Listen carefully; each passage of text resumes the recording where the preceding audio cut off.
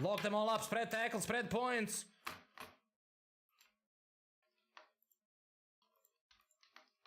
Shoot, Mike. Just clean them all up.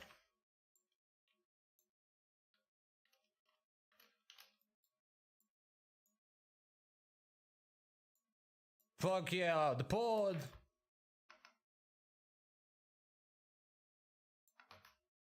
Pop the goddamn pod. He's out, lol. My point was on the Punisher. Second pod. He's out. GF boys, right easy in local friends. Oh fuck yeah, that was some good shit. Oh, that's exactly what we want. Fuck yeah, Conan.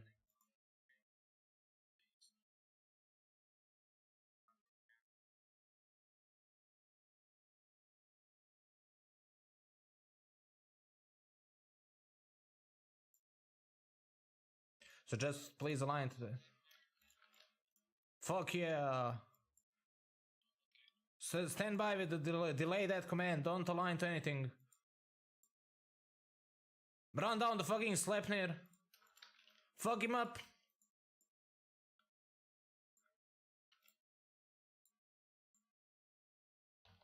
Fuck yeah. We're getting our fight. Lock the scimitar up. Nenemalia.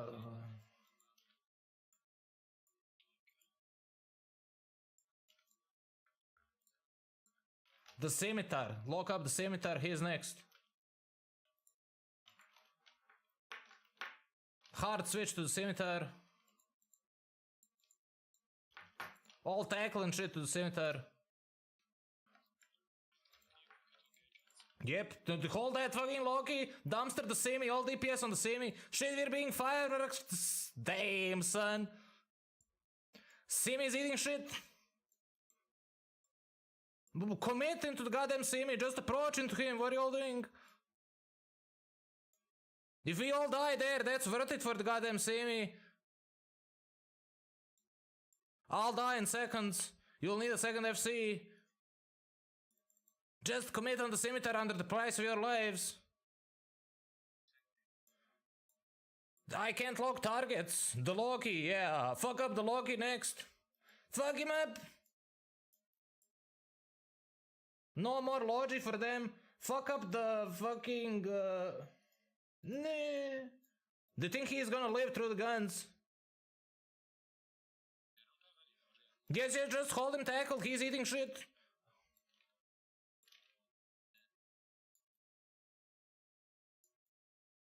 Mates, what's the health of the Loki? What's he looking like? Shit! Disengage! Who can? Warp off! Fuck yeah!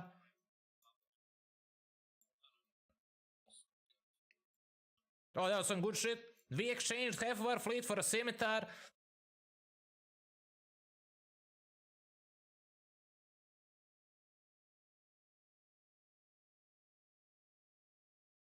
Jump through, gates green, warp to testing.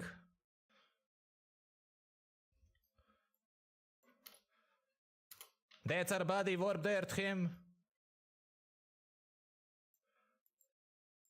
If you didn't get the warp, please warp yourselves. They were trying to be cucks to us. Now on my watch.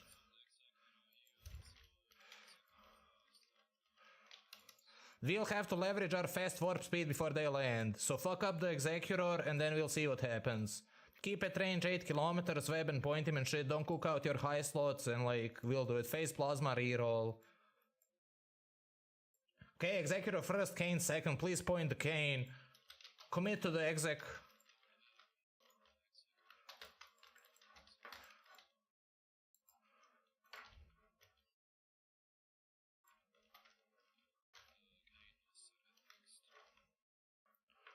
Alpha the exec. Lock up the Kane.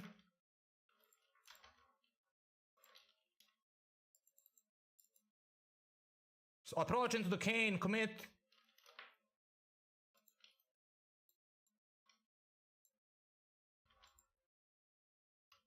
Heat prop 1 cycle, please. No, he's too fast. You need to scram, interrupt him. Just scram, pass on him. His blob is landing.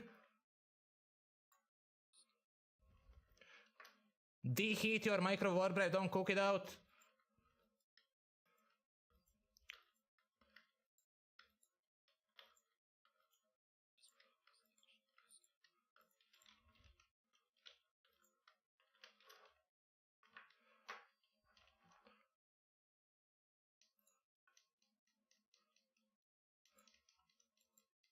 Send him back to where he belongs. What's he doing? Hold your fire, just like everyone's coming, everyone's on the kill. Okay, shoot, just fuck him up. No! It was a split second, it wouldn't have made any difference. Oh, they're landing. Okay. Prop mode off. Just off your prop mode. Align to that thing.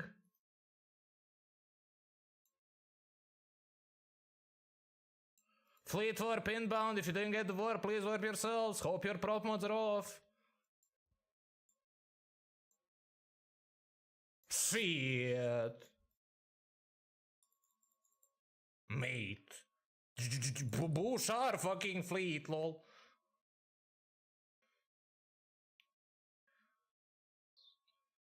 Oh, fight! We're gonna get a fight! Hold your clock and here's how we'll do it.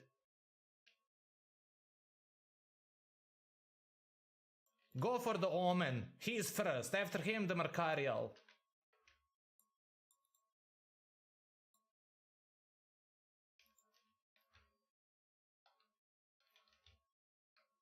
Tackle the Mercarial. Go for the tackle on the goddamn Mercarial.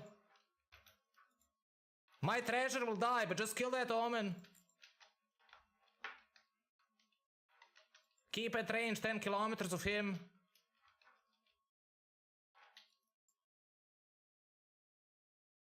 Dumpster him!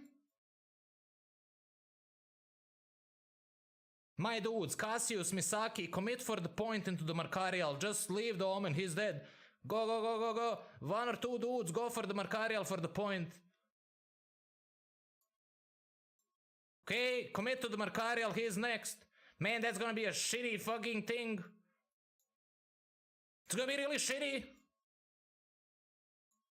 Break him. He needs webs. He's moving too fast. Go for the web. More webs on him and fuck him up. He dies there for sure. He cannot live against you dudes. He's micro jump driving. He's MJDing. He needs to be scrammed. Shit. Caracal next. Go for the Caracal if he doesn't die. Okay, Caracal next. No, you interrupted him somehow. Fuck yeah, dumpster the Mercarial. Fuck, you are hero of the Twitch chat. Kill him. The Mercarial is eating shit. Right easy in local after he dies. They're dropping needs and shit. What fucking cucks. Okay, what's the health of the Mercarial? Will he live or not? He dead. Warp. Warp if you love life. The carrier is on fucking grid. Warp. We fucking did it. Live to win till you die. Fuck yeah. That's some good shit.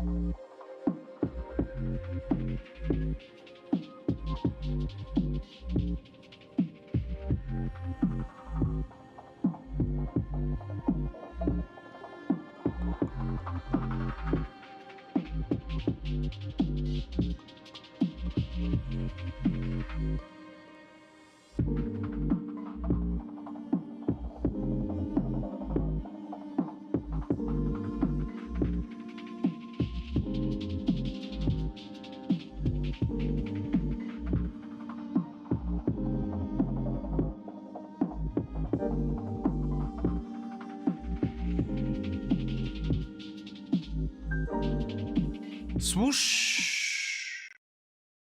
Yo, my nerds, thanks everyone for watching and for tuning in. This is Evlog entry 551, shit talking stations number 3 to be more specific. Here's that VB heart symbol, boys and girls. So I hope you're all having a good Sunday.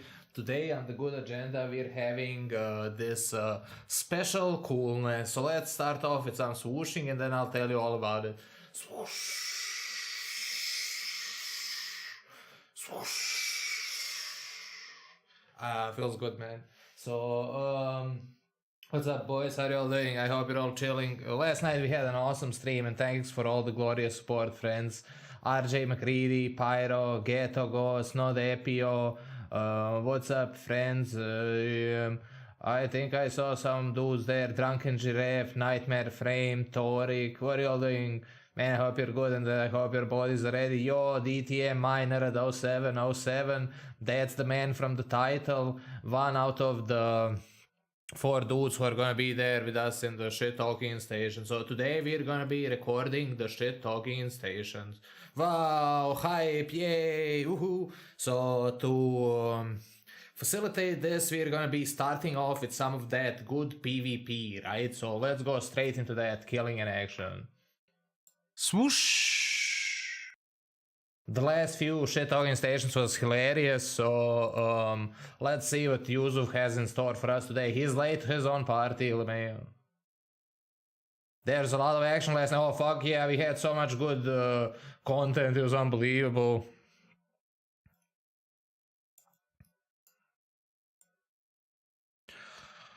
Okay, let's go to the fun jump. Get a ghost, have a nice one, friend. Man, did I not click that? Warp drive. I distinctly remember clicking it.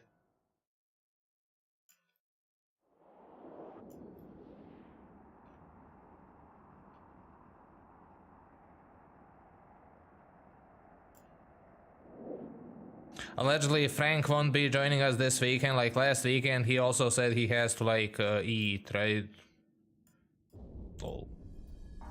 But yeah, Juzuv said he's gonna be down and he's gonna be hosting all that nicely, so let's see what we can dig out this week, boys. Warp drive active.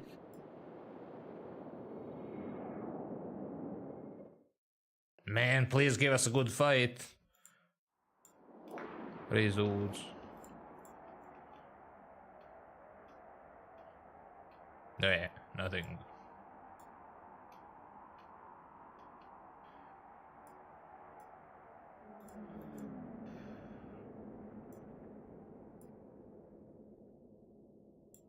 I got my big mug of coffee ready, and yeah, let's find some good content, boys. +1 jump.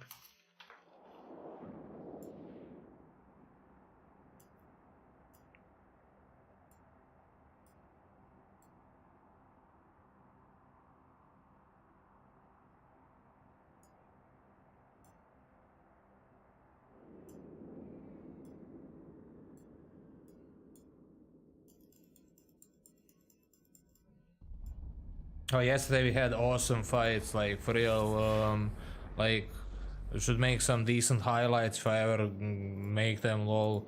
The high point of the evening was taking a fight against Coercer, Jackdaw, and 4 destroyers, killing 1 Coercer and warping off in a Comet, right?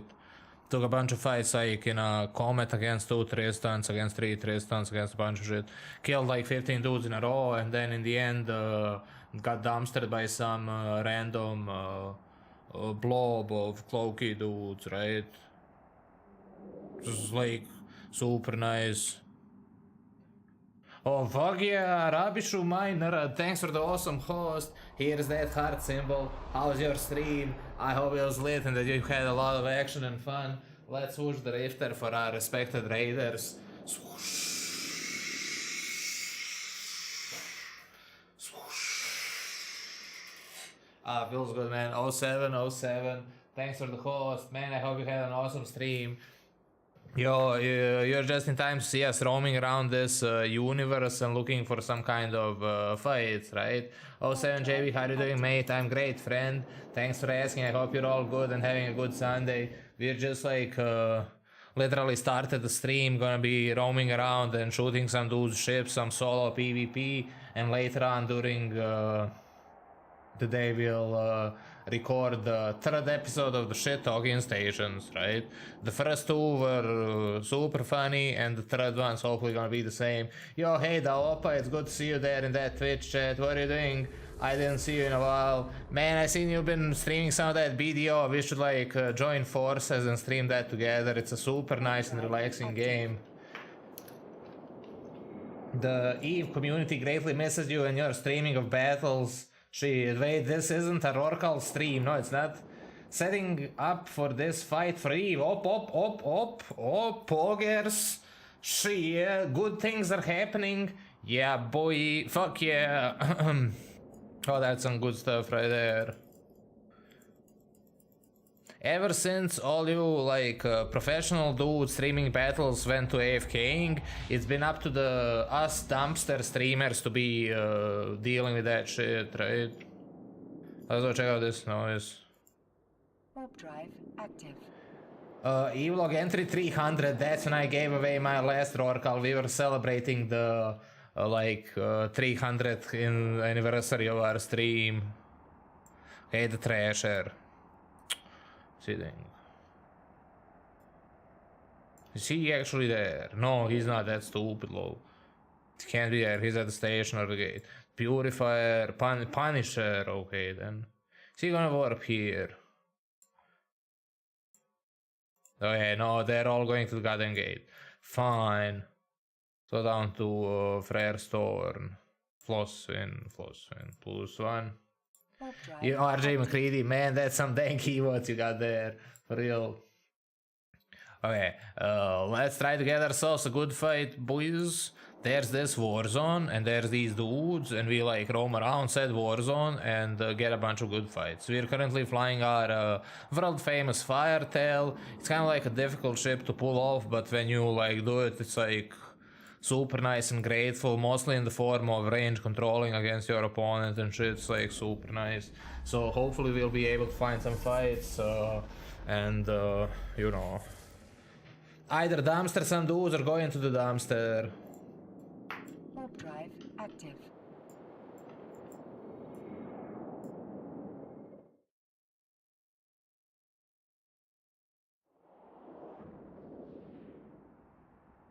Oh well, shit, the Reaper, lol. No Kiki, right? Wait, was that? Oh, fuck yeah, oh Miner, thanks for the Firetail. Greatly appreciate it. Feels good, man. So here's that VB heart symbol. Yeah, boy. I promise to fly it on stream and either find glorious battle or gloriously whelp. Wait, what's he doing? He's teleporting his Anshar. Man, fuck your Anshar, blow. Let's go down to a set. Warp drive active. 6 jumps, boys. That's a decent philosophical question, my nerd. Man, what are we even gonna say to that? Jay will be surprised once he actually sits in the Firetail. Okay, fair enough. Can't wait to see that. Let's see what the surprise is. Man, I'm drinking this big mug of coffee.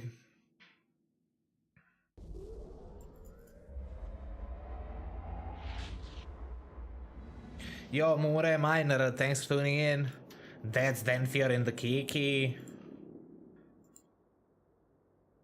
Tyson in Crassus. Fuck are you all doing? I mean, they're all probably at the dump station. Nope. Well then, fine. I'm just gonna casually warp to the Novice and see what the fuck happens. They have a Tormentor, Punisher, and Incrussus, so they'll probably take the fight. Hey Drone TTV, Miner, Ticina, yo, what's up friends? I hope you're all having a nice Sunday. We're just like chilling and roaming around the Warzone and looking for these good fights until our good buddy Juzuv returns from AFKing so we can record the third episode of the Shittalking stations, right? Oh, it's going great, man. I'm having a good day. I kind of like woke up, had some breakfast, did some things, and as soon as I was done with that, I drove down here and we started the stream basically. So yeah, it's a nice, productive Sunday. Hopefully we'll get some productive fights, lol. Come here, buddies. Send in the blob. Man, the three of them, that'll be a super easy fight for them. Ah, fuck it, let's go down to his bro. Blue Swan jump. Active. 7 jumps, boys.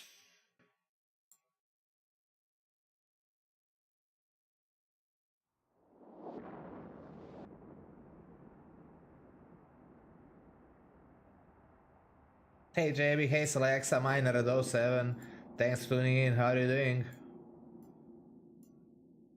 Those dudes are just AFKing and not doing anything. I'd love to fight them, lol. Okay, that's Ravi, my good dude, and that's him in the Varam. I don't even need to look at it. Let's go to Kurnianen. Warp drive. 8 jumps. It's a blessing and a curse knowing everything in the war zone. 07, dear comrade.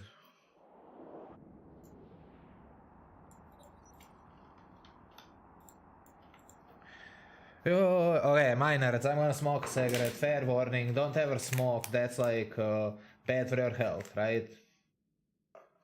JB going Hollywood today, taped in front of a live studio audience. We're like Seinfeld 2, right? You just need like some kind of whose line is it anyway material, which is like not connected to each other, just like dumb lines one after another, and we're good, right? Active. 9 jumps. Jokes aside, Seinfeld is awesome. I like watching that.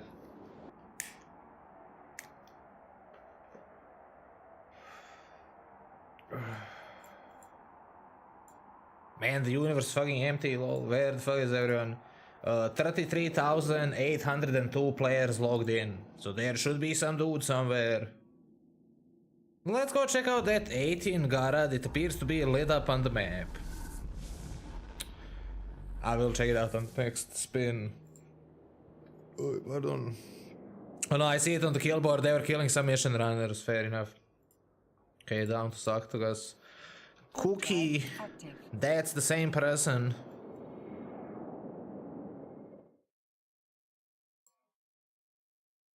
He's just sitting there. There's no content there. Trust me, friends. Yep.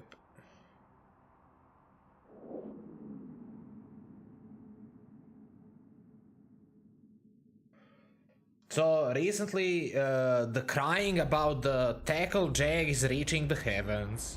Only took a bit for the Care Bears to realize what the fuck's going on, but now everyone's like, man, the jag's OP. He's like a super tackler and shit, and I'm like, come on now. Warp drive. Active. If you're having any kind of jag problems, launch 2 EC-300 drones. Right? 700 IQ plays, you know. But yeah, for real, come on now. Come on.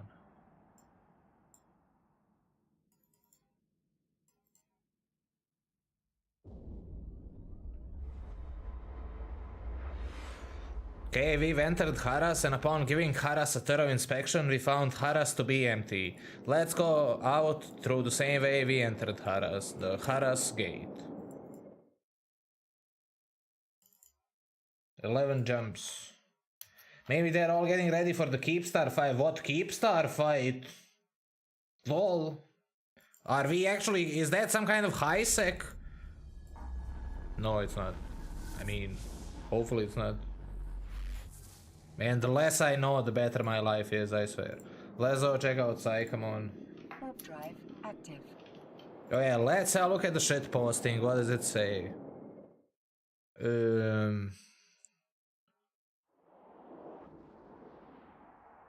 Lol Pyro, lol. No, Apio says LeMayo, someone in a Marcario is bumping an Orca into Dixie and asking for a ransom. Lol. Classic Eve behavior. Says think is in low derelict. Let's have a look at that. Well, shit.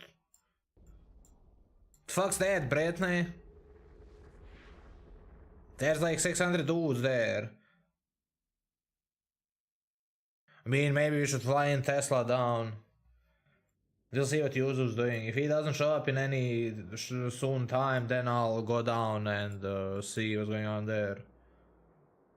There's nothing. Well, let's go check out the Shades of Grey. Warp drive active. There's like a chance we can catch like a Bomber or a Tengu or something there.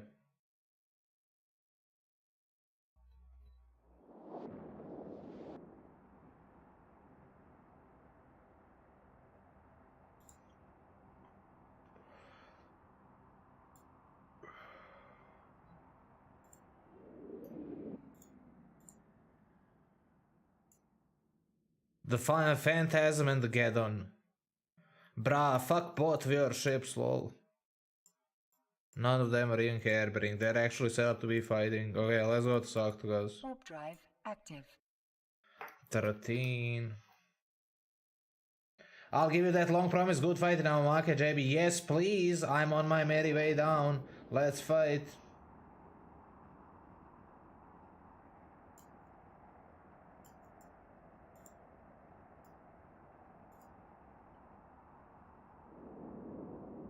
Fuck yeah. That's our good buddy Nightmare Frame going for the good fight. Let's see what ship he brings.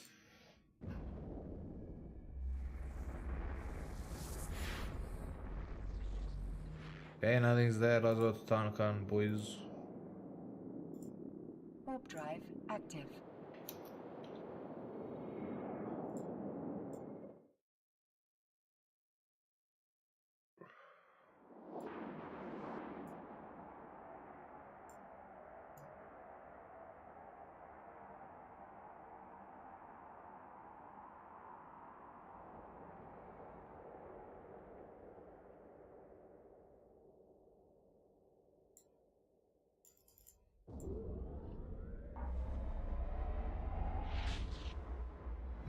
What's he doing? That dirty hammer. Okay, let's invite him to a duel. He's docked. Okay, let's just go through. Active. 15 jumps.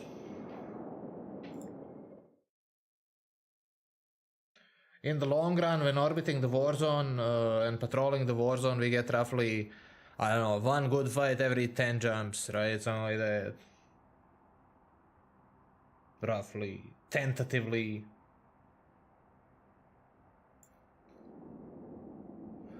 Man, you should see Nullsec. Nullsec is every 100 jumps, lol.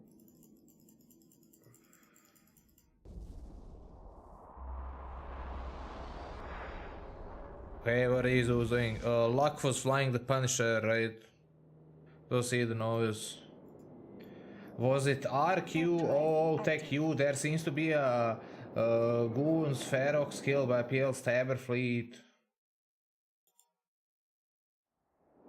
I don't know, lol. You dudes need to tell me. I'm sure it's posted on the shit boards. I just need to scroll a bit. Okay, the Punisher and Algos. What are you doing? Oh, the stay hydrated bot, bless him. Okay, Algos is a difficult fight for us, but I don't care because we're here for the fun and no story ever starts with I deliberately chose not to go for the Algos. So let's see what he's fucking made of. By the time these dudes spike into local, our fight will be over, hopefully.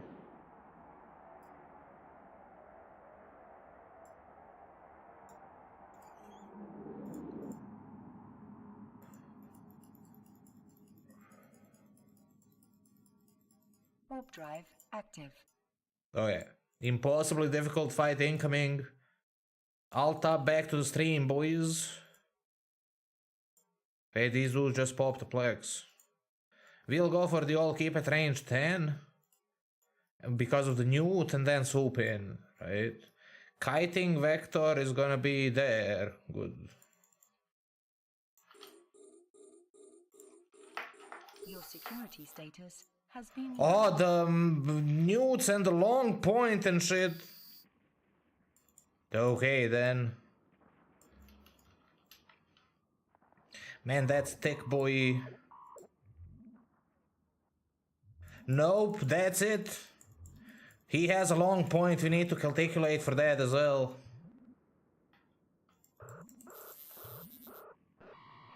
Okay, it's the final countdown.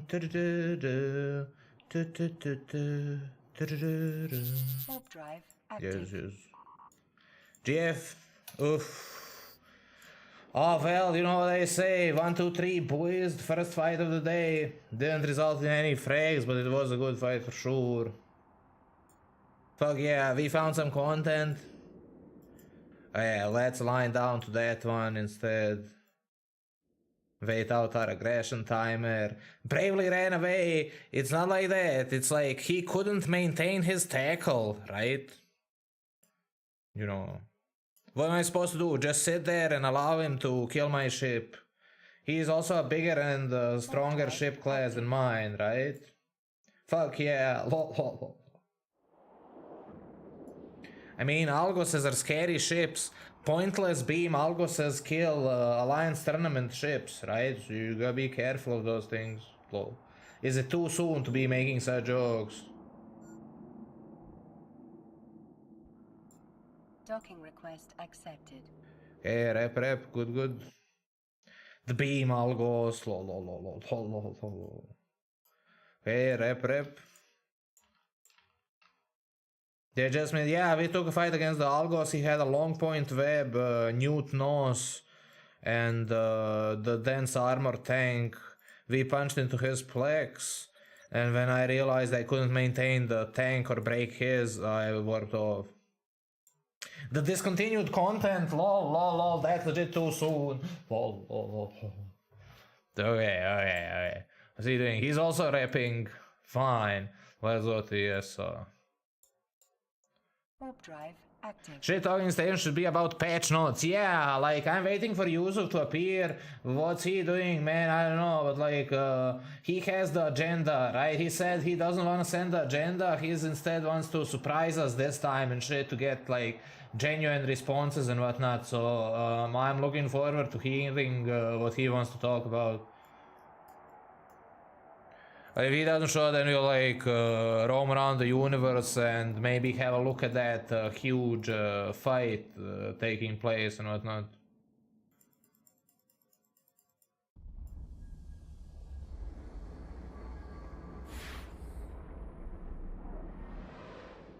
How hard could it be to find a keep star? We found the Blood Raider Sotio, lol.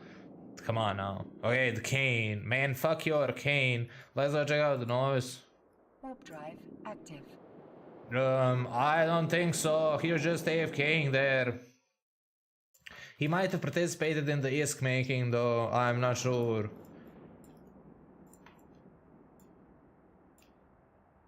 Oh yeah, no, he's there. Onwards to Usan.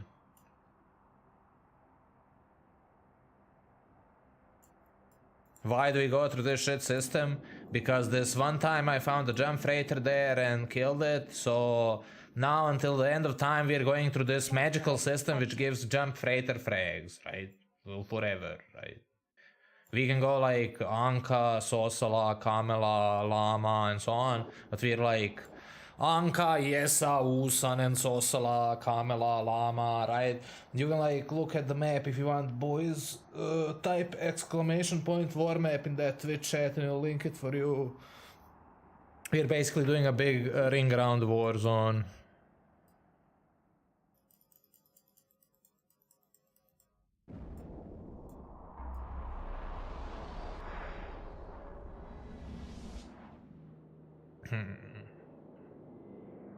Okay, let's check out the mission. Warp drive Pardon. active.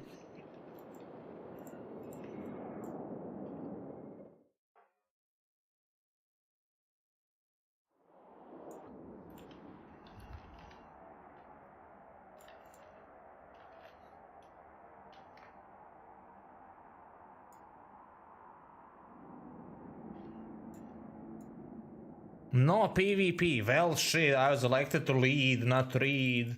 Let's see what he actually wants to say.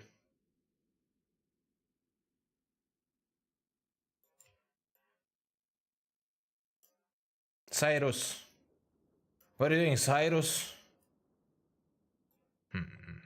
He warped off to a safe spot. Okay, then.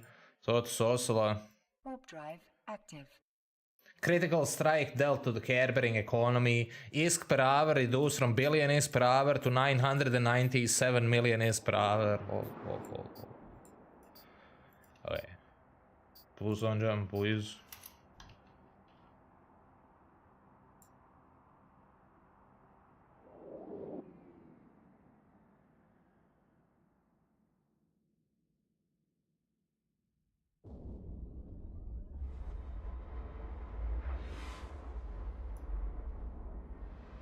What's Arturia doing? He's sitting in the Osprey. Man, fuck your Osprey.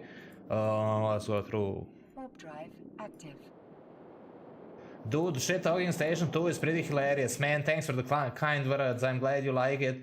We're waiting for Juzuv to show up and Wingnut, and then we can kind of get started with that, right? And until then, we're rolling the solo PvP as some kind of intro, right? Osprey is one of the rare ships which can normally fit two noses on himself without gimping himself. Him and the Drakovats and... Cookie boy... what was he doing? Well, yeah, let's just like warp through and see what's going on. Drive active. Man, I love Harkon, he's my good dude.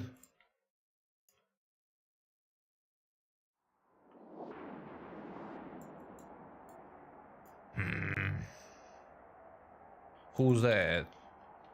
Some random... Shit.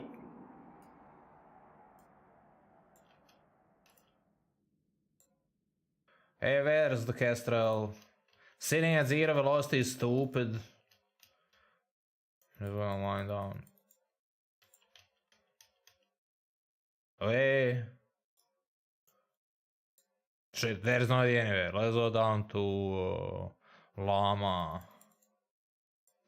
Warpy, warpy, killy, killy. Plus one jump.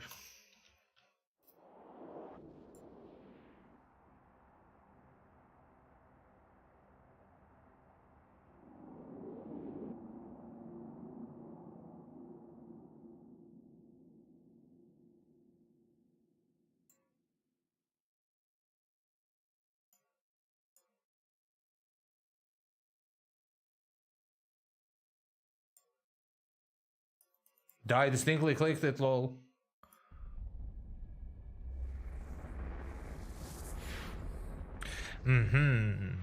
What is those doing? Man, the Jones is sitting there in this shit kiki counting souls, lol. Go down there. Him and Nova are connected to each other's. Right? If you don't see one undock, the other one won't undock either.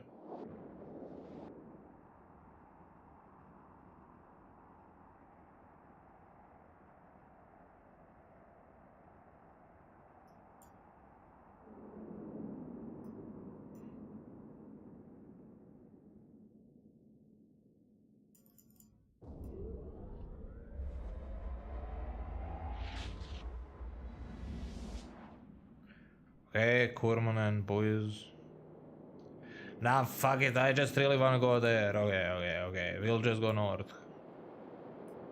That doesn't technically count as a jump, right? 19, Kurmanen. I know the map in my head, I just wanted to check this thing to see if, like, you know...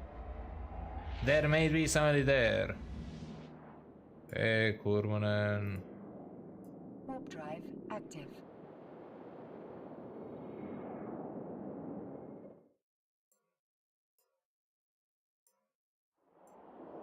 Oh, he was flying the Kiki, unbelievable. Man, the Kiki is so good, it's like super fucking strong.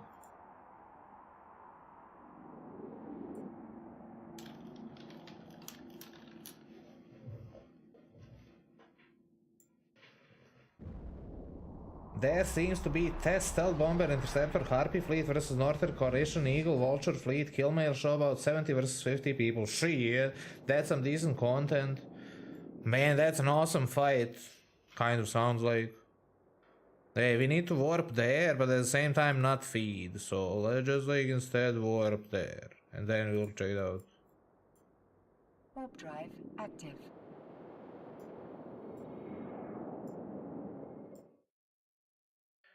Breacher, Vexor. We have like until April to fly the Vexor until it's nerfed. And the Gila, so you dudes enjoy that. Been doing some fitting projections with the manual overrides on the upcoming Korax buffs. And it kind of looks like, okay, we should be able to fit those 400mm plate fittings, but he remains with the same problem, which is the low DPS. Abysmally low DPS. Warp drive active. Plus one jump, please.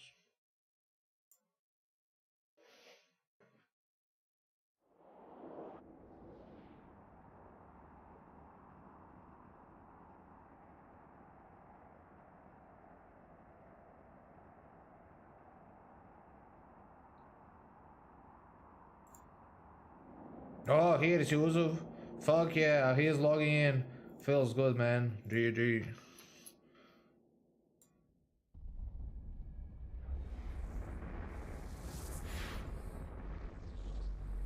Okay, sorry, those thing. That's a spicy username you got there. Let's go through. Warp drive active. Hey, remember this one time when I don't even want to talk about it. There was these mobile depots anchored in Jita spelling out a certain word, and like no one knew what the fuck it was, and it was just standing there, and we were all giggling at it and shit, and it took like 2 months for it to be removed. Hey, it's Kiki's day, lol. It's good, Tom, okay. Fuck your Kiki. Warp drive Man, the Kiki is so good. I should fly the Kiki on every stream and nothing else.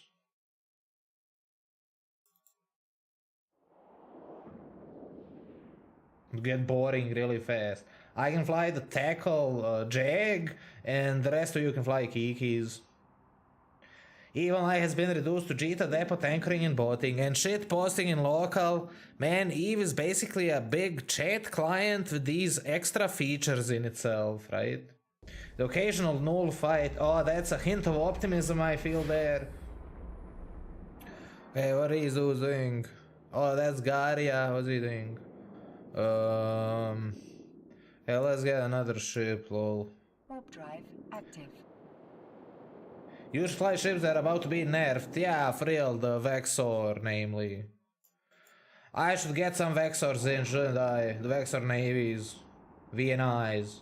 VNIs are losing the drone velocity bonus. No more launch 5 warrior drones automatically clear off an interceptor Vexors, right? You're gonna have to actually work for it, right? Docking request accepted.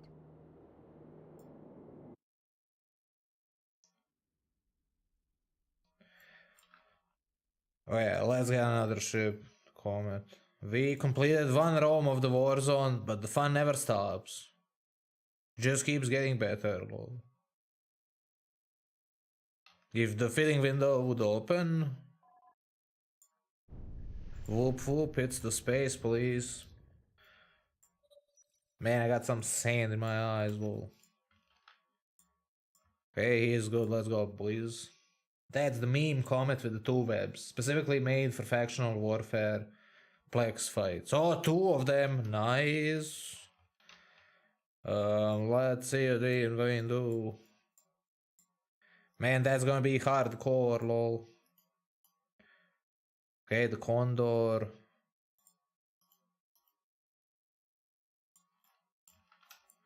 Okay, what are y'all doing? Man, are they gonna... Ah, fuck it, I'm going to the novice and hopefully one of them will go there. Okay, let's fight. Please, yes, fuck yeah, nightmare frame, just in time, friend. I'm warping to this novice outpost if you wanna fight. Yes, please, yes. Depending on what ship you're flying, I'll let you punch in first, or what?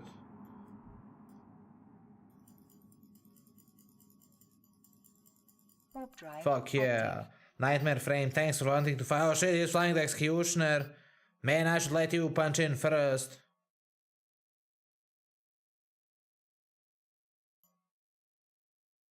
This is a bug from a long time. That means the Plex has been popped and unfinished before downtime.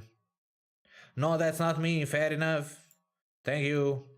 He's in the hookbill. Okay. If the executioner punches in, we stop fighting each other and kill him. Otherwise, we kill each other. Oh shit, he's going for it. Unbelievable.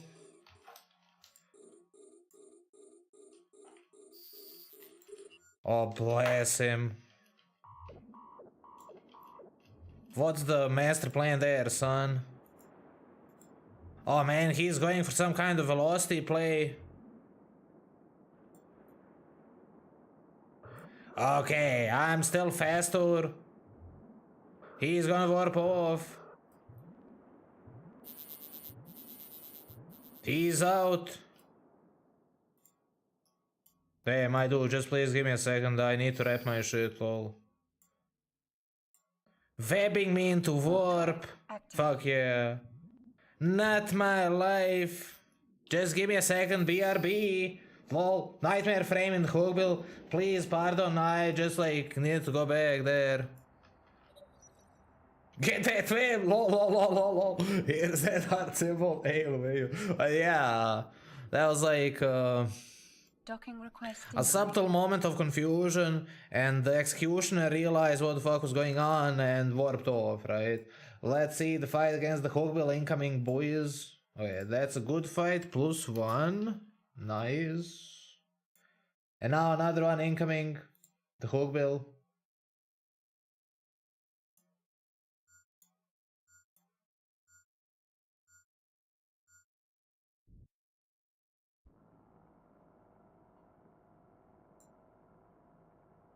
Docking request accepted. 1, 2, 3, lol. Thanks, Frank Morris Minor, and I'm glad I was entertaining to spectate. So let's wrap it and go for the next one.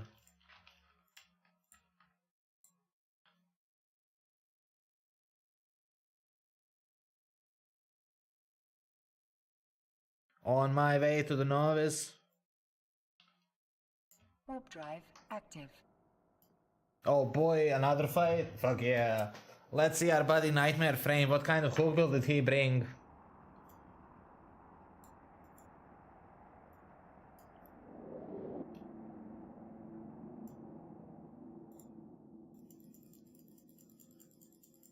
Warp drive active.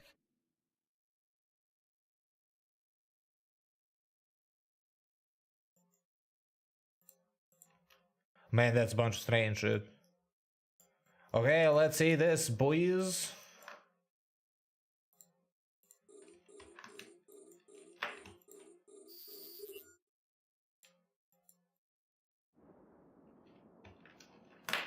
Oh, that velocity, boys. The velocity. Not close enough.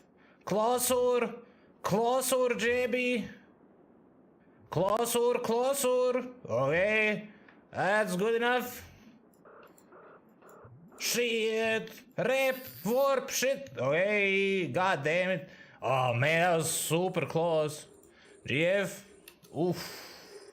Do you want me to kill the pod? Thanks for the fight. I greatly appreciate it. Fuck yeah. 1, 2, 3, boys. Oh, hey, Johnny Podpie, Miner. What's up, friend? Hey, I'm gonna assume he wants the pod killed. Otherwise, he would have warped off, right? Yep. GF? Fuck yeah. Okay, let's warp down to the stick and wrap our shit. The El Clasico, hookbill versus Comet. Fuck yeah, thanks for the fight, Miner at Nightmare Frame. That was a decent attempt with the 2 webs and the extender, but we broke his range control. The fight started kind of optimally for him. I was flying into his rockets. I thought I'd be dead there. Kind of like turned out lucky in the end. Could have easily went the other way and he won it. Lol, Lorenzo Miner. That's some dang Christian memes you got there, friend. Rip my ship. Lol. Oh, well, more luck with the next one, friend.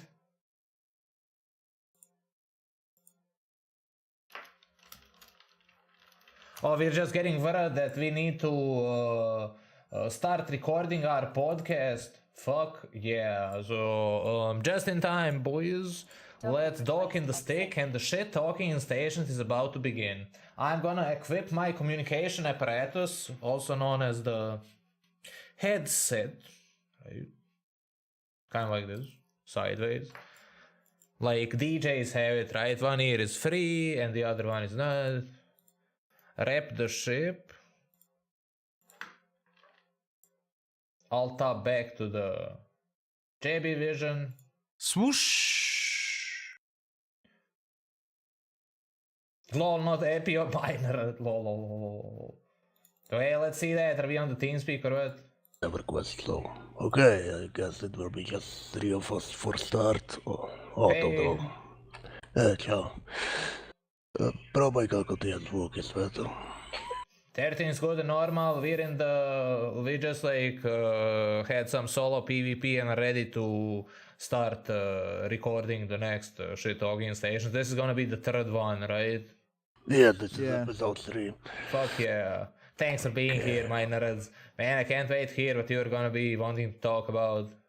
Can I just start before anything else is said? No. The fact that I warned everyone about the upcoming Rourke nerfs. I told the people. People doubted me. They said, link me a dev talking about it. Link me the forum post. But listen, it happens, okay? The Rourke DTM, the nerfs came prophet. Lol. People didn't know. They're like, there's no way they just nerfed them. Well, they did it again. They thought Ladies it and won't be gentlemen. like it, but it be. Yeah, exactly. Smoking is bad for your health, right? Don't have a smoke. So Yebby is here, DTM is here, I think I am here too, and Otto will be here in a bit, and Frank is busy playing something really gay like EverQuest. He's chasing spiders. Oh man. Okay, so I guess it will be just 3 of us.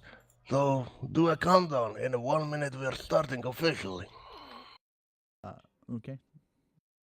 You heard the man, boys. 1 minute until start. I'm adjusting the title. Shit talking stations number 3 with Juzuv, DTM, and Otto later, right? In good faith, we wrote Wingspan and Frank in the title, but they won't be here today. So I think we'll be talking about mainly the spring. Hope everyone has their coffee and cigarettes and free blowjobs.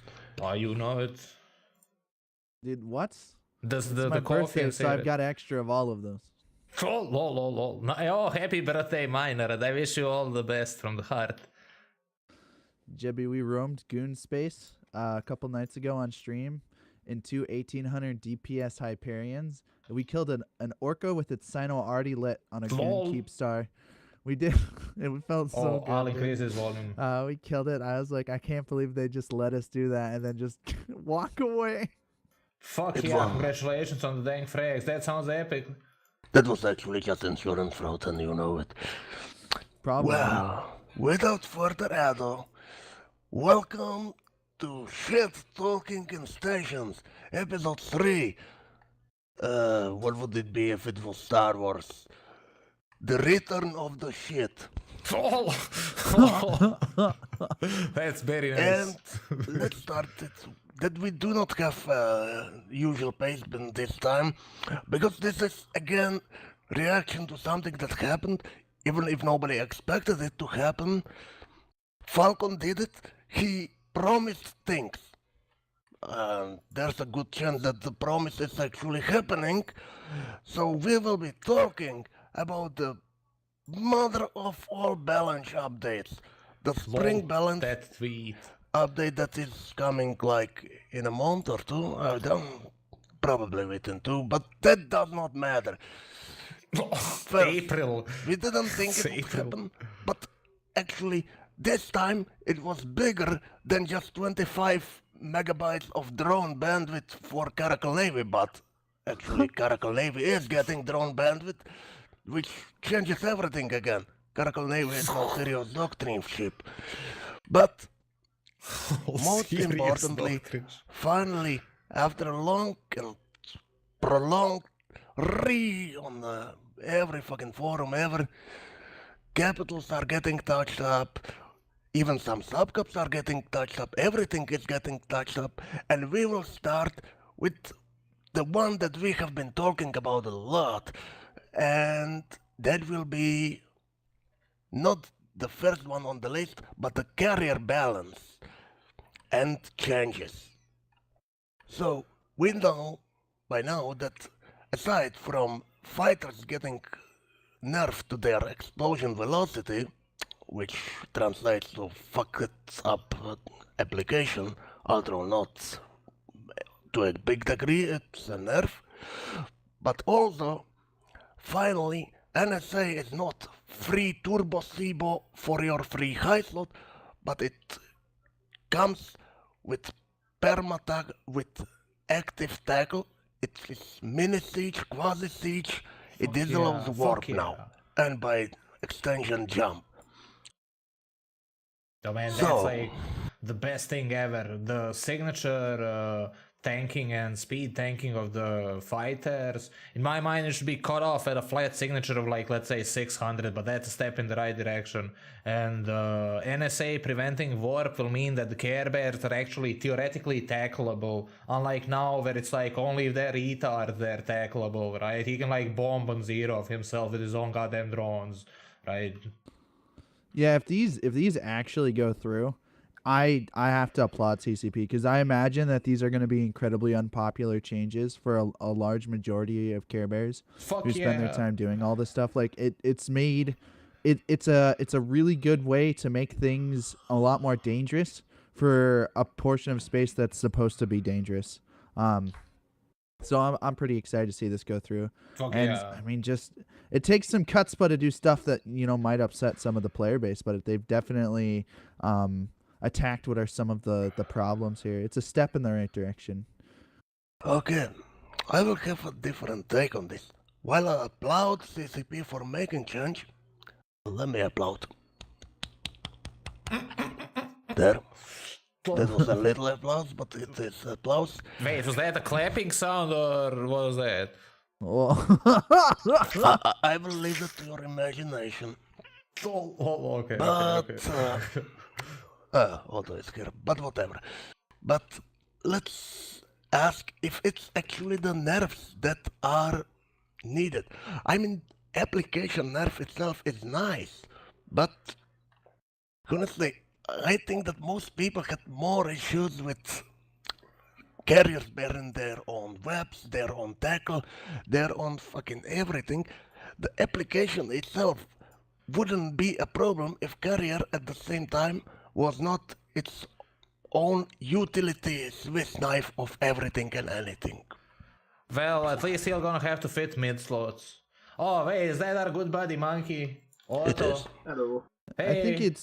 I think that issue is twofold. So like for light carrier for the just normal carriers, they have more of an issue with this nerf because they have to sack DPS in order to fit their sirens and stuff, which actually brings them down to a level of DPS that's tankable by a battleship for like long term.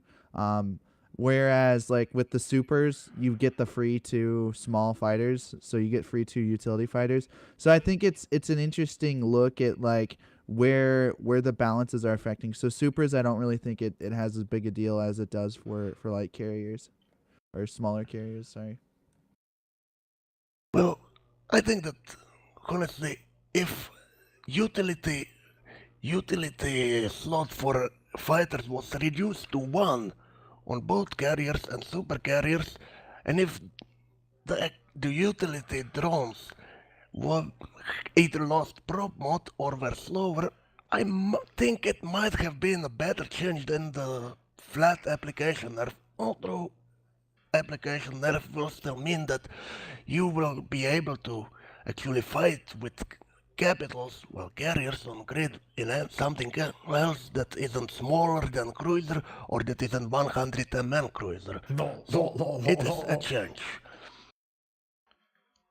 Well, Yeah. Otto, you're here so you can also start talking shit if you want to. We're discussing the carrier changes. It's a start. It's nowhere near finished, but it's better than just ignoring it for a couple of years like they already have. For real, like the explosion radius for our fighter attacks 15% and explosion velocity reduced by 30%. That's as close as we'll get to cutting it off at a specific signature or having them similar to guns with tracking, right? Usually if you have a platform going 20 kilometers per second or more like a drone, like a fighter does, then he's also subject to either tracking or fitting constraints or whatnot, so you can like deal with those things somehow. Like the issue was that the carriers were better at being frigates than frigates were being frigates, right? You get what I'm saying, right? So like there's this decent posts by Suetonia and there's these various threads in which a bunch of math was done on the application and there's print screens of the tracking and whatnot. I've been doing some of those things in my own Python with the manual overrides on the signature, and it's legit looking promising. Like you can like take a normal afterburner Dramiel and kind of maybe tank those dumb things now, right? You know, it's like it's almost within reason, right? So it's definitely gonna be a good thing for the meta and whatnot. Juzuv said it's like locked in the 100 mm Lokis and shit, and it's like gonna be make it more nicer, especially with like the Triglavian ships and stuff. Yes. I think we can all agree that while it might not have been the one change that we really needed, it's a really nice change that will shake up the meta a bit. But I think that we can move on to the second part of the carrier nerf. Well, there's more parts, but this one is big. The mini siege for NSA. Hey, Commander Stargazer. And we do not mean the security agency. Or Well, do we? Well, actually we do, but don't tell them. This should have been something they brought in with the NSA straight away, in my opinion. Yeah, like same as like jumping out when the NSA is active or activating a gate when the NSA is active, right? That's like really close to that behavior. Coupled with insurance changes would say that caps will have their insurance reduced by like 40-50% for the biggest ones, right? The supers and whatnot. It means that we might actually live in a time where it's not mathematically cheaper to chain feed Thanatoses than it is to chain feed Ishtars, right? And those kinds of things. Right? That's a really good thing. If he's stuck there for 60 seconds, as Otto says, that's like opens up a whole new window of the dude getting dumpstered while fucking carebering there. The wormholers are gonna cream themselves about that for sure. Dudes like rolling C2 wormholes and shit. Right, the nullsec ones. I believe that it's a good start. It will make some carriers die more, although it will not really change much if we are talking about carriers that are rating in heavily defended areas of space. Yeah, but then again, if you're putting an effort to defend, you defend. Yep. But let's actually ask if that was really the main issue we had with NSA. Don't smoke I ever. think that we can all That's agree bad for that you. NSA by itself is so powerful because it gives you so much faster lock time and so much targeting range that it basically makes you into a grid-wide frigate. And maybe it might have been a bit better if instead of semi-tackle that will only affect carriers that are not well defended. It would have been better to maybe give them a less actual sensor strength or cut down on the targeting range. But I mean, it's a start. It will change meta a bit. It will make people refit Cibos again. So in a way, mentioning Cibos, pardon, those things are in Jita 200 million is per pop. Like, dudes are all like prophesizing, lol. It's hilarious. Like, you can watch the graphs. The second it was announced, it was bought out, the entire market, right? Yes, I was part of that. Oh, golden. Fuck Please, yeah. please Hey, buy dude. my Serpentis Sibo. Yes, please. I need it for my ratting hell. I need 2 of them. I've got a couple think- of them actually. I think one of the things that I think will be interesting to see is how this affects the prevalency of T3s being used to hunt these carriers, because now that they can't warp off right away, there's more viability for T3s and other force recons to be used, which might open up a new role. Because before you landed, because of your lock timer, a lot of the times the carrier would just warp off, but now it literally can't if it's ratting with an NSA. So I'm curious to see if this opens up a new, or if the ratters just stop using NSAs and they just start using a bunch of SIBOs instead. I'm curious to see where things roll out at. The dudes who have Sino backup and shit, who can teleport in things, are gonna resume running NSAs like nothing happened, right? He doesn't give a Exactly. fuck, though. Like, but the dudes who are like somewhat at the risk of being dropped and shit and don't have any kind of real backup, they'll always run the sensor boosters and be resuming their risk adverse behavior, in which he warps to the stick as soon as a non-blue enters local, right? I mean, that's how it is now. That's the Yeah. name of the game. But it will. But yes, I think that the return of the Sibo carriers, and it's inevitable, might actually be good. It will be a bit of a throwback to the old times when Sibo carriers were a normal thing. Yep. How it will play out, we will see. But let's hope this is just start. Because honestly, Yes. while those changes to carriers are really nice, I myself do not think this is exactly what we needed. Or rather, it is partially what we needed and partially it's missing the point still. But it's a start. Let's hope it's not also a finish. Anyone else has any take on the carriers? My main issue with them at the moment is that you can get a Einhart 2 to go on a Sanitos with nothing done but the prop mod on, up to 9,500 meters a second. Yeah, and he has a missile attack. He doesn't have a tracking based attack. So that's like Exactly. the CCP needs to like get their shit together for real. Like we were trying to tell them at day 0 when they were on the test server, right? I mean, I get the dudes wanna like have the Care Bears flying the carriers to be ratting havens and shit. And like if that's the thing, like increase the signature of the goddamn rats and make it normalized relative to frigates in real situations. He can't be better at being a frigate than the 4 billion ISK Abyssal Dramiel with a high-end pod is, right? That shouldn't be a thing ever, right? We're dealing with a... He hits the nail on the head there. That's like a 1 billion ISK ship performing a role of a 10 billion ISK ship. And then if you add 2 drone navigation computers, which is perfectly easily done on a armor I'll turn him carrier, up. you've gone from 9,500 to just under 14,000. It's a lot. There's a lot. I don't think carriers do a lot, man. It's just so crazy to look at it. This is a Hey, I step in turned the him right up. direction, despite like it all, and just sitting here and talking about it. Because like even nerfing the NSA, they're still so strong, and they're supposed to be. Don't get me wrong, they're capital ships, but part of it, what's made them so strong is like the insurance payouts.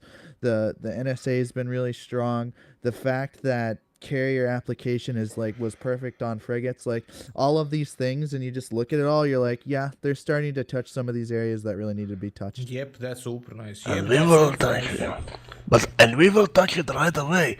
Since you already said it, the next point on our shit list is insurance changes for capitals. And this is something that has been asked for ages and ages and ages and ages, but finally it happened. It won't be really big nerf, but it might actually make losing capital ships meaningful again.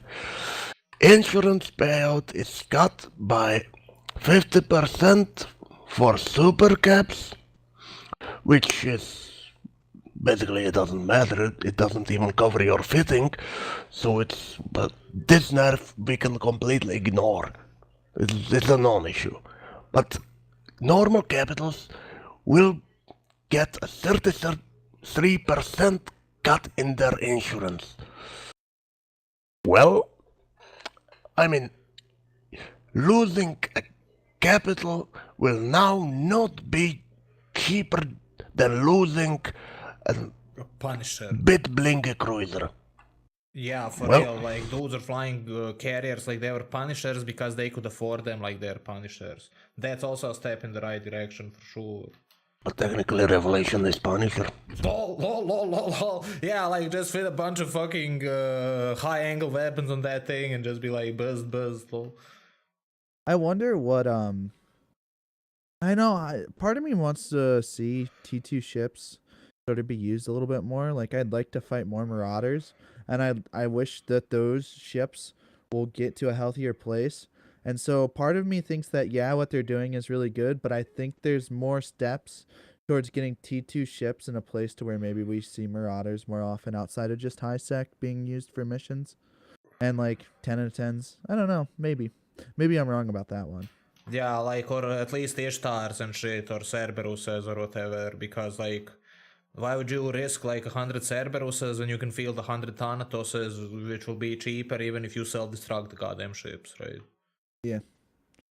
I'll point out though that even with the insurance nerf, it's gonna do fuck all. I mean, if you are rich enough to field 200 carriers, you're rich enough to lose 200 carriers. Yeah, like, for real, the decent blobs have a bunch of surplus on their Rorcal mining and shit. Like, the Rorcals are kind of also being nerfed and whatnot. He's gonna be presumably talking about that next. It's all like a super optimistic patch, and they're touching on every point which actually needed to be touched a long time ago, but, like, it's slowly happening right now, and I'm, like, secretly optimistic. Don't tell anyone, lol. I think Pero just brought up a nice point. That capitals should have T2 insurance. And when you think about it, T2 ships are made using components. Well, you make them from lots of random shit, but capital ships, while they're technically classified as T1, are also made from components, Okay, so there would be precedent for making capitals have worse insurance. But then again, I think that CCP has been worried that if they overshoot with the insurance nerf, it could actually cut back on people using dreadnoughts. And let's admit it that dreadnoughts are in relatively good position now. Yeah, and like, giving people reason to use dreadnoughts is actually good reason, because when you use dreadnought, it's pretty much dead already. So Yeah, you're getting your dreadnoughts. Like, I guess I come back to like solo roaming, but I don't know if this is, at least for like small gangs and stuff. Like, you drop a dread on field anywhere, literally anywhere, in the game. It feels like right now you're like gonna die. Just you're in a coffin. You know what's happening when you undock the ship. There's no way around it. And at the same time, I think like the trade-off for exactly what a dreadnought does. I mean, it is what it is. Like, it feels like they're in really healthy places right now. yep, and if the carrier is quote-unquote siege like that, it doesn't have to be siege for 5 minutes like the Dread is. If he's there for a minute stuck, that opens up a whole new world of possibility. And then combined with the fact that his drones are less signature, and combined with the fact that he'll feel it on his wallet, it's like kind of like looking good, lol. Man, I'm having difficulty finding things to talk shit about, lol. I mean, we're not really talking shit, we're just disappointed that they didn't go far enough. Honestly, I think that rather than touching, well, they should have touched carriers more, but they might have done better if they touched up Siege actually. If Siege was, instead of 5 minutes, say 3 minutes, I think it would incentive people to actually use dreadnoughts more, and that's fine. I don't think anyone has any issue with dreadnoughts right now, or does someone? No one has any kind of goddamn issues. They're too weak per se compared to carriers and expensive. Like, you can dread bomb some Rorcals with, like, and that's it. With the faxes coming in, like the changes though, if you drop 500 dreadnoughts now, you're going to kill a super or two. Yeah, but That's if you what I'm happy about. but if you drop 500 dreads, you should be fucking expected to kill something.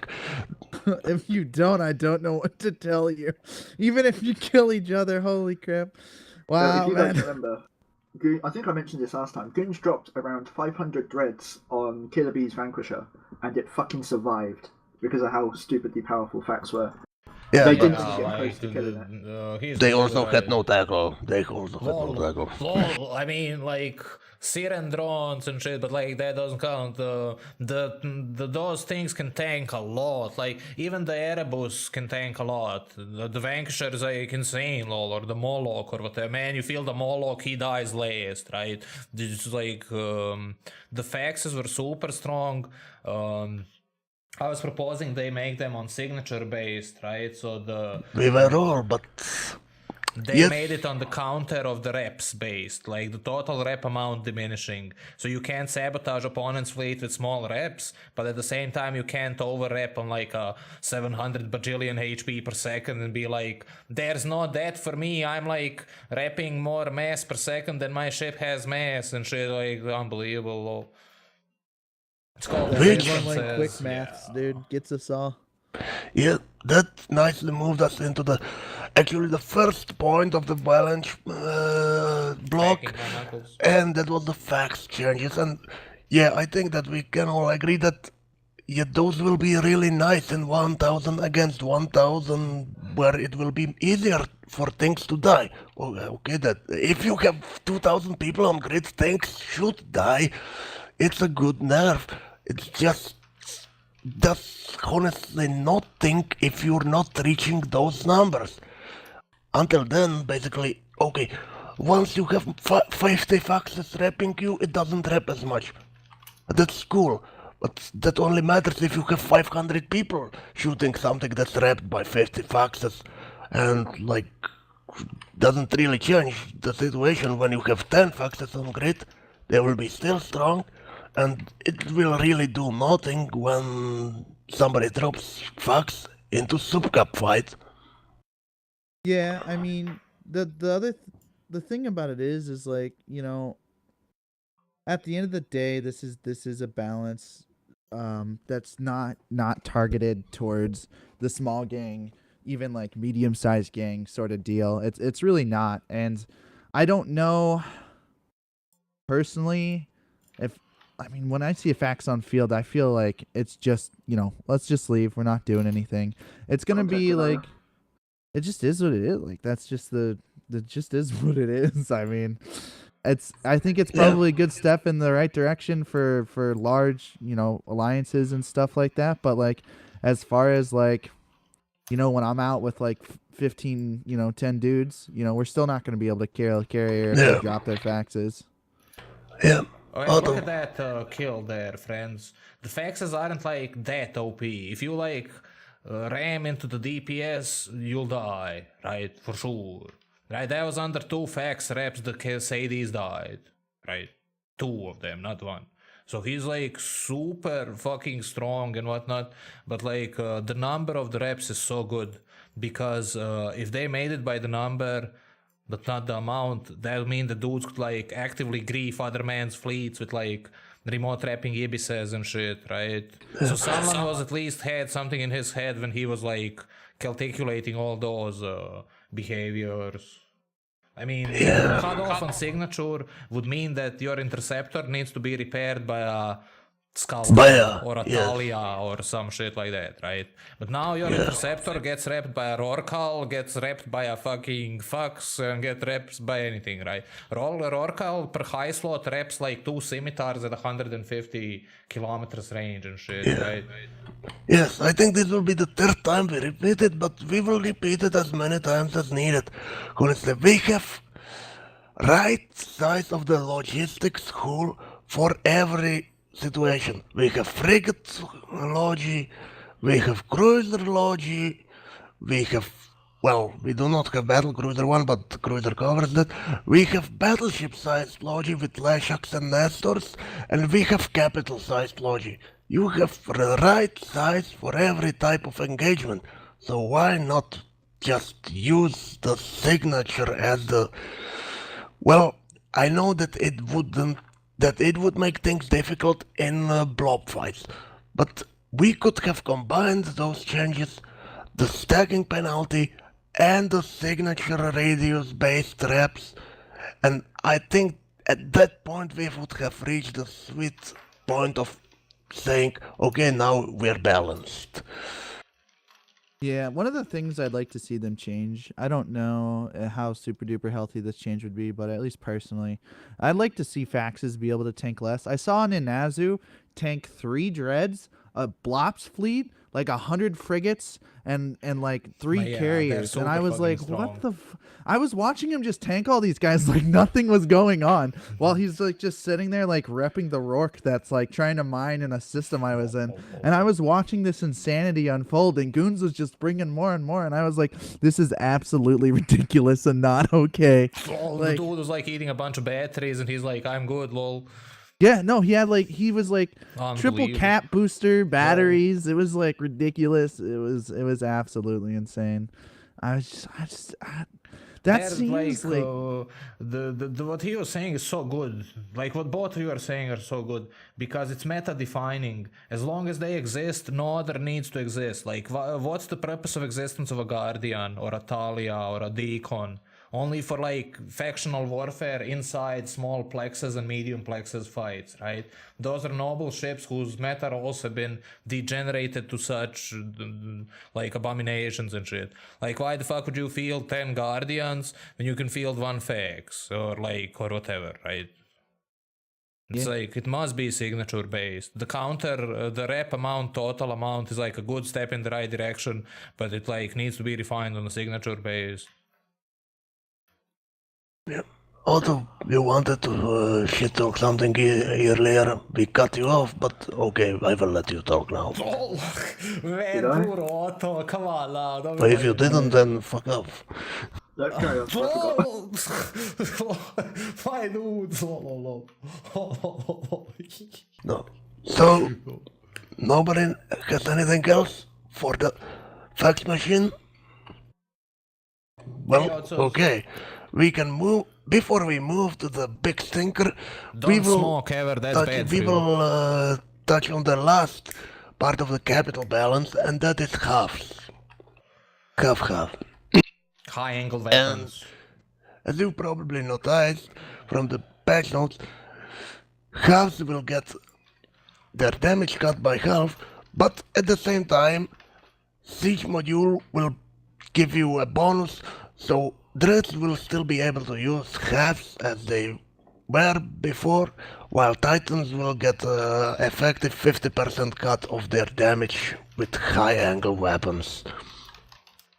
Well, I was so scared when I first read this for a couple moments. I was like, oh my god, they're just going to neuter Ha weapon dreads, which are so fun to drop and they're so fun to use. If you can get a good fight with them, it's a lot of fun for everybody involved because the subcaps are all sitting there shooting the dread, and it's just like it's like how like end boss game fights used to feel in like vanilla WoW, where like everybody was working together to do something important in some ways. And I guess maybe that's like a terrible example in some ways. It's But a good that being example, said, I think that I was so scared, and then I read that they were increasing siege damage, and like my heart went from like beating 1,000,000 miles a second to being like, hey, I see you CCP doing shit over here. That was actually, using the thinker for a second. I think it's a fantastic change. I think this is exactly the right direction with Ha weapons that they needed to go. I really think it is.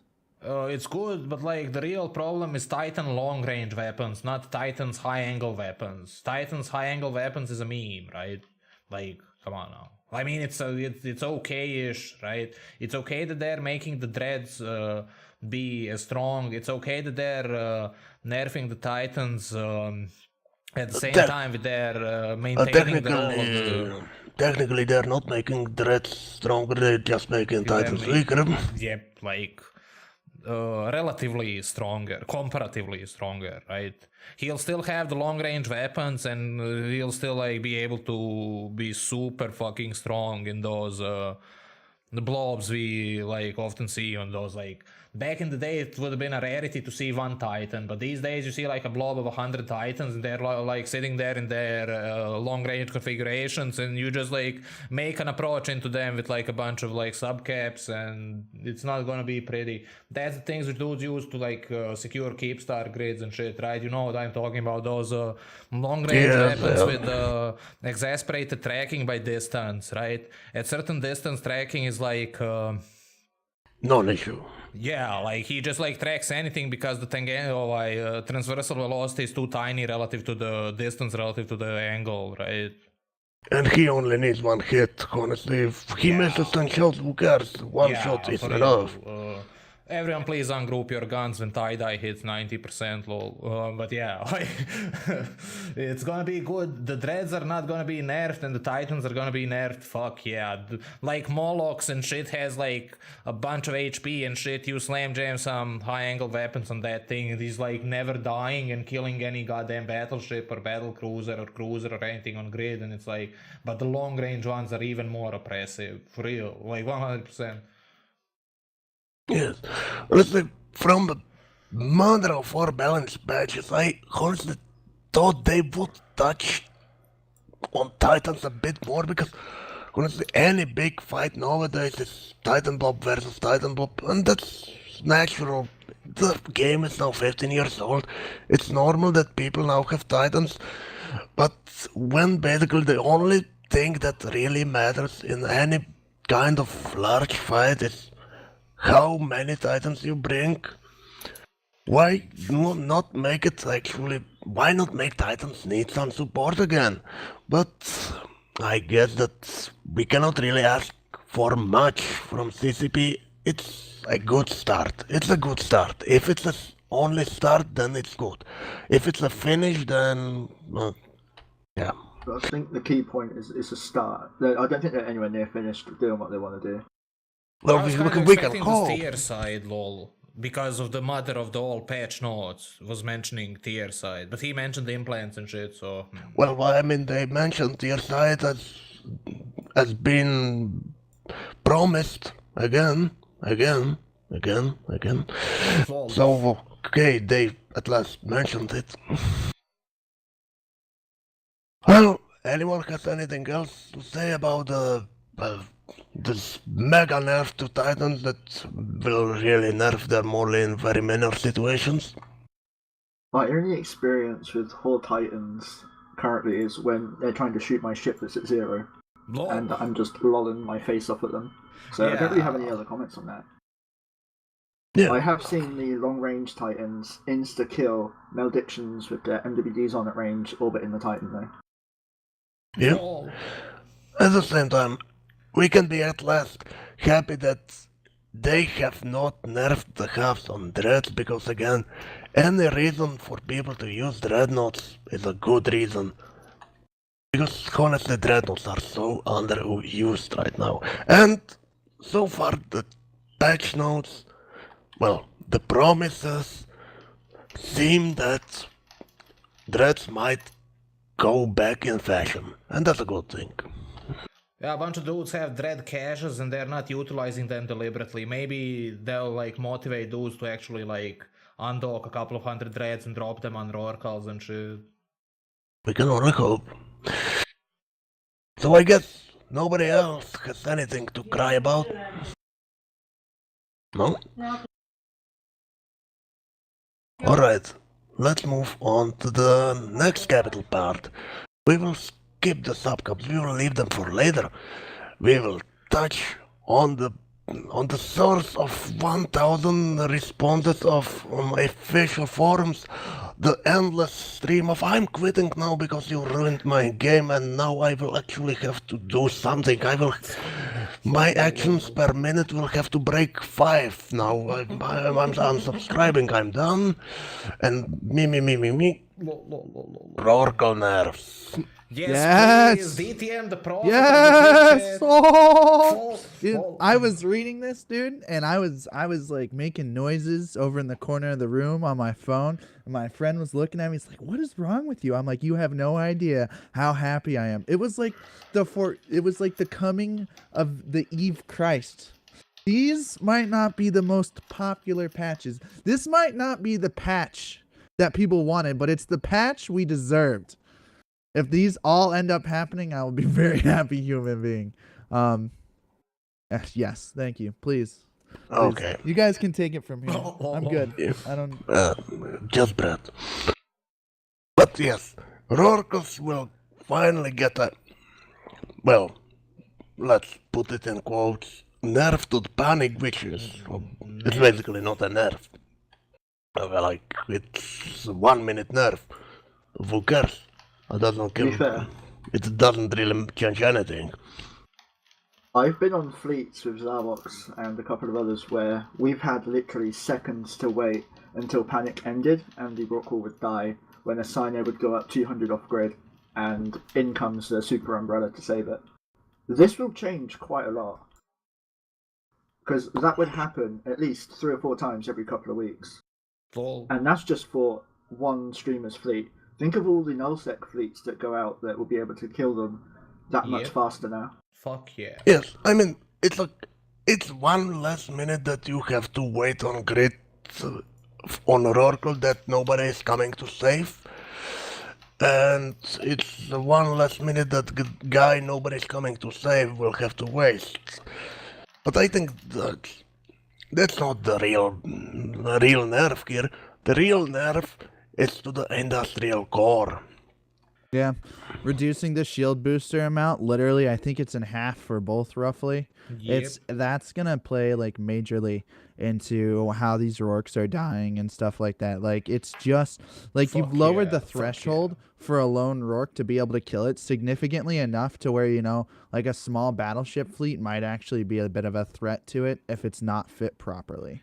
If you use the manual overrides in Python, you'll see that the tank went from roughly 60, 70,000 depending on the fit to roughly 30, 35,000 depending on said fit, right? So he eats shit to dreads, combined with the panic, which is now, let's say, 4 or 5 minutes, the Care Bear is not completely injected. He can also, like, time siege cycles around it and shit, right? It's, like, generally a good thing, and the excavators volume increasing, that's a stealth nerf to the dudes stealing drones. He's gonna have to swap the hyperspatial rig for a cargo bay rig, right? On Or bring a prowler, yes.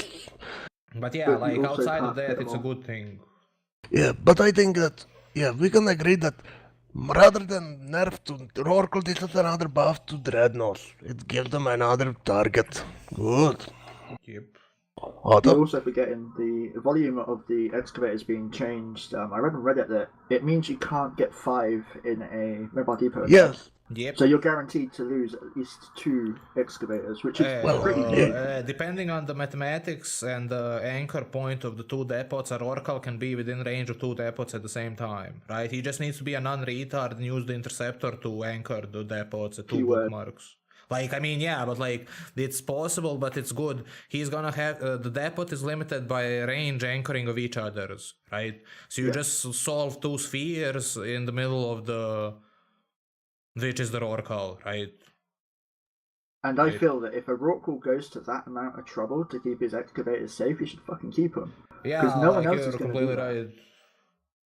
Well, I mean, at last, it actually demands a bit of planning and a bit of skill when saving the drones, while now it's basically just open the depot and, well, save. Well, whatever. I mean that, honestly, the best change of the Rorqual batch is the buff to Indicore Foreman bonus. Which means that now it will actually make more sense than to inject another Rorqual out and risk losing drones or having to save drones all around.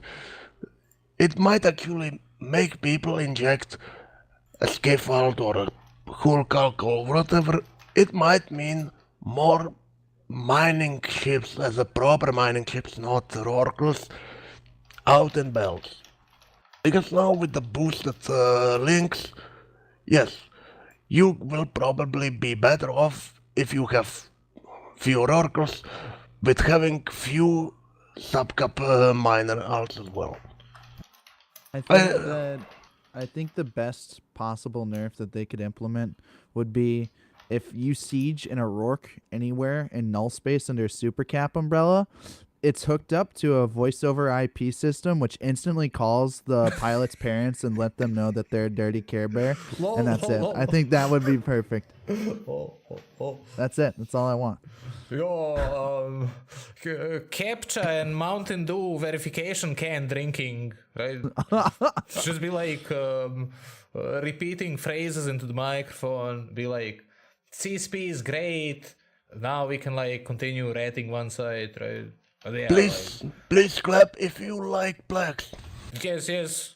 Man, new Plex is best. You can like instantly teleport it from Rens to Jita instantly. Using Plex vaults, right? Yeah. But yeah, I think that... no, the best part of this nerf isn't... I think that the ice nerf... I haven't even noticed it at first, but honestly that's non-issue. It gives you one more minute that you have to wait for drones to return. Okay, it still mines more or less the same amount. But... and I think that the mining nerf is... but the mining yield was expected, basically. Whenever they do Oracle nerf, it's yield. But I think the best part of this was the 1000 crying Kerbers on forums. Yes, fuck yeah. Their tears are so delicious. We got like 7 years of fucking Care Bear buffs and they got spoiled to like getting all the patches they want, and now they're getting some kind of shit patch which like is good for PvPers and bad for Care Bears, and suddenly it's the fucking end of the world, right? Dudes are like, man, if only dudes were panicking so much for the Alliance tournament, maybe we would have still had that thing. Oh, come on now. No, I mean, like, but you don't get dank things in 80. Anyone has anything else for the Oracle? I mean, I do not think anyone of us here actually minds, so we're not the right people. Somebody call Rashok fast. I do have something to say. How much does a sieged dreadnought tank? Like 10k, best case scenario, 20k, like full tank, if it's playing game. Moroses and shit, and right, the Moros is probably gonna tank the most, right? I think. So it can still tank 3 times more than a dreadnought can. A dedicated combat ship. Yeah, and he can rep for the high slot like a scimitar, like 2 scimitars at 150 kilometers range. That's the disgusting part of the Rorcal, right? He's like a combat ship, logistics ship, ISK printing ship. Like, is there anything that thing cannot do, right? Come on now. That's the kill of a skiff that had no tanking modules at all on it when it had 6 or 7 Rorquals repping it. Yeah, I mean, yeah, that's completely normal, because Rourke has to do it all. I'm just waiting when all ships are basically removed and Rourke gets bonuses for everything. I think it would be a good compromise. We don't have to actually train in anything else, just train Rourke, and I want Frigate Rourke, Stackler Rourke, Govok Rourke. We got, that reminds me from that clip from... Dust Till Dawn. We got this Rorcals, that Rorcals, this Rorcals, that. Come on in, Rorcal lovers. If we don't want to have it, then you don't want it, right? Yeah, like... Did you nerf those fucking things into the goddamn ground? The rector dude from the university was telling it to them and they fired the poor dude. We were all telling it to them on day 0 and like no one gives a shit, right? It's just like I gave away my last Rorcal for celebrating Eulog entry 300. Then like my dumb alt was flying the Rorcal before it was cool and using it as a unkillable jumping Hector and shit, and like after that kind of behaviors it got nerfed that you need to lock the stone, and as further oppressive disgusting behavior is identified, it's gonna be patched out, hopefully, right? It's a good positive step in the right direction. Well, I think the right step in direction is when you need to have one batch well, when you need to have one Rorkel and like 5 barges to actually be mining properly, that will be the dream. Yep. But Yep. Fuck yeah. I- Like a fleet support ship. That's a really good way of thinking. That's how it used to be. And that's what it should be, but well, here we are. But it's a start. It's a start, and let's hope it's not a finish. We will give CCP benefit of doubt. Anyone else still has something to make Kerber's mad about? No? Okay. Very nice. Oh man. Okay. Now we will touch it out. The fucking sub-capital balance update, which is like... Korax Then- buffs, boys. Yes, whole 10 lines of text. And the most important thing, I must point this out again and again and again. Karkal Navy issue is saved. It's now the best ship, hands down, because it now can field 5 light drones. Full doctrine ship, legit. He can now like anchor But- up and whatnot. I mean, our alliance actually does have CNI doctrine. I don't think anyone actually ever used it. I wanted to make people use it, but they told me to eat his, so... But now I will make them. Well, like if you wanna buy a fleet of Caracal's navies and feed it, good luck, friend. That's a noble thing to be doing. I'm encouraging that behavior. What can I say? Whoever said no to you is a Care Bear.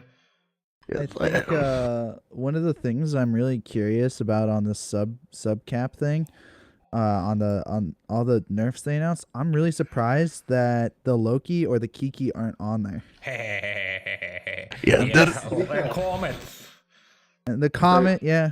Well, I think being the top brawler, and I don't know if being the top brawler in your frig class is like the worst thing. Like overall, like the Comet versus most T2 frigs, it's not gonna like. I don't know. It depends on what you like the role of the ship and like the meta as far as frigates go. I don't know. Maybe I'm wrong. I mean, it's very obvious that lots of things that should have been on the list are not there, and many things that should not be there are there. But let's start from the top. We've already did the most important part of CNI, which is now perfectly competitive with every other missile boat, while lacking any good missile bonuses, but that's... it has drones. It did the magic for Zealot, so it will do the magic for CNI as well. But let's start with medium beam lasers, because Peace out, Phil. I Best. See guess you, my that nerds. they were in bed 07 spot Jalen. before. I don't know. I don't know anyone. understand. I don't know anyone using medium beam lasers. I mean, they're like a decent weapon platform for the Harbinger with the increased power grid as an attempted counter to the Feroxes. But in reality, what will be is like the Feroxes will float at the edge of spike range, and it's GG, lol. Nothing will change per se. They still won't be able to reach the Feroxes. So it's kind of like a direct buff to Harbingers and the beams. The beams didn't need a buff. The thing which needs a buff is like auto cannons, quake ammo, those kinds of things needs buffs, not fucking beams. Beams have everything set, right? Beams are so good, dudes like fit beams on fucking like auto cannon ships. Like you can see beam stabbers and shit. And Like, all the things that you could have buffed on medium beams, optimal range of all things. I mean, there are things that could have been buffed on medium beams, but honestly, range is not one of them that needed it. I just Go feel like ahead. there was some dude in the balance meeting who everybody's talking about all this important shit, right? And there's one dude over in the corner who's like, "Hey everyone," and everybody stopped, right? And then everybody looked at him and he was like, "What about like buffing medium beam lasers?" And then everyone was just like, huh. That's an idea. Oh, that's good imagination right there. I can easily see it going down like that. And the Ferox nerfs are a meme, right? That's not nerfs. That's like you know. I mean, Ferox is not strong because it's fast, because it's slow as shit as it is. Making it slower won't change anything, much less when it's anchored on FC with probably multi-boxing 5 more Feroxes. Cool. And But yeah, it like, wasn't strong because it was agile. It wasn't. It was moving like a fucking dead dog, or that it had not enough mass that you could take millions of them through wormhole, or that it had too small of radius to make it easy to bomb them. It was pretty easy to bomb them before as well.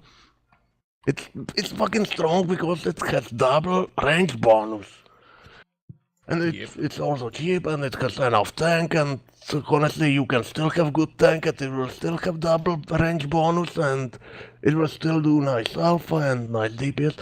Okay, it is a nerf, but that doesn't nerf anything. Okay, it will nerf the guy that's running around in his blaster X-Last Ferox.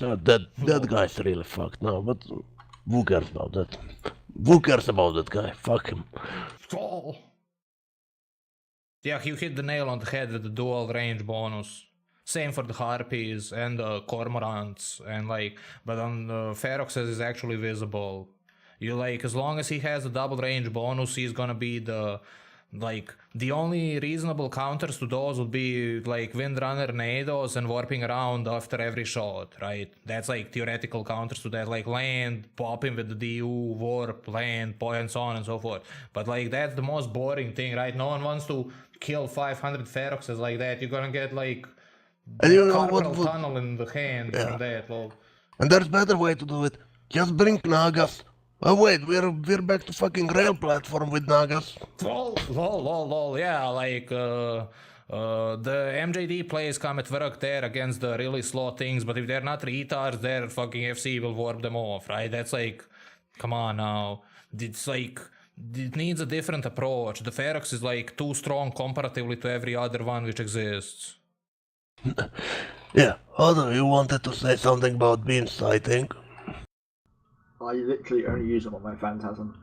It's pretty good for that, but aside from that, I have no idea how it would affect people in like the blood warfare. I only know from solo and small gang. And do you think that the 10% optimal increase will actually change your life? It wasn't needed for sure. I mean, my beams could still shoot out to 72 kilometers with Aurora perfectly fine. Yes. The Phantasm I use there is 100 MN, so I rely on people being stupid and trying to approach me. And another question, do you think we will outrange Ferox? No! Ferox can shoot up to 130, can't it? Easy with the spike. Yes, so we're back to the buff doing nothing and the nerf doing nothing. I think that with the next thing on the list, the Harpy getting a pretty good PG increase, like 125 or 150, yeah, 125. That CCP thought that people might start using Harbinger fleets, but they won't.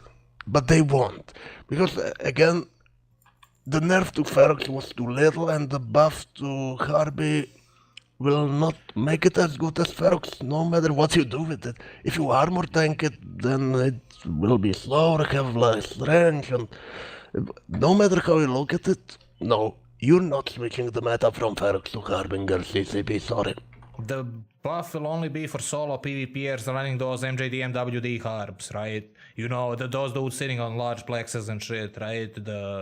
Yeah, and shield Ferox, yeah, God, those harp. things. But like, fleet is gonna be exactly like that, and like, the two bonuses like at work there. You unironically drop long range titans on Feroxes, right? Or like you drop a bunch of like supers on them or whatever, right? It's like there's no normal way to deal with that shit. If you wanna deal with that shit with, let's say, Markarials, you'll feed more risk than you killed. If you wanna take it on with Nagas, that's not really a thing.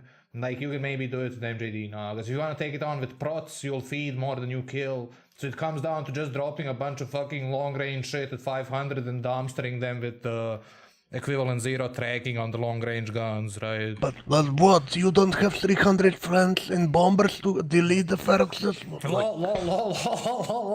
Like, that's the natural order of things. We need 30 bombers to dumpster a Rattler fleet. We need 300 bombers to dumpster a Ferox fleet, right? Yeah, and I think that, well, DTM is tending to his let's not say what he's doing. But Whoa! Listen, man, I'm doing busy, important things over here. You've got no idea. I am spreading the word of the rook nerfs to all industry streamers right now. I am making sure people know what's coming up and what's about to happen because it's going to be legendary. This is going to shake the rock, the foundation of what DI is or what EVE Online is, and it's going to change everything. For the better, for the worst, who knows? But I will be the herald of these rook nerfs. Yes. And my name will be echoed throughout the EVE Online ages as the first coming of the rook nerfs. Anyway. Yes, we're Holy Trinity of Kerber Tears and DTM is our prophet. But yes, I think that we can say that CCP is trying to make some shake-up of meta with the wrong change again in the next buff. Abaddon's getting a damage increase, and a pretty good damage increase. Too bad it will cap itself out before the fucking damage is even applied. Lol.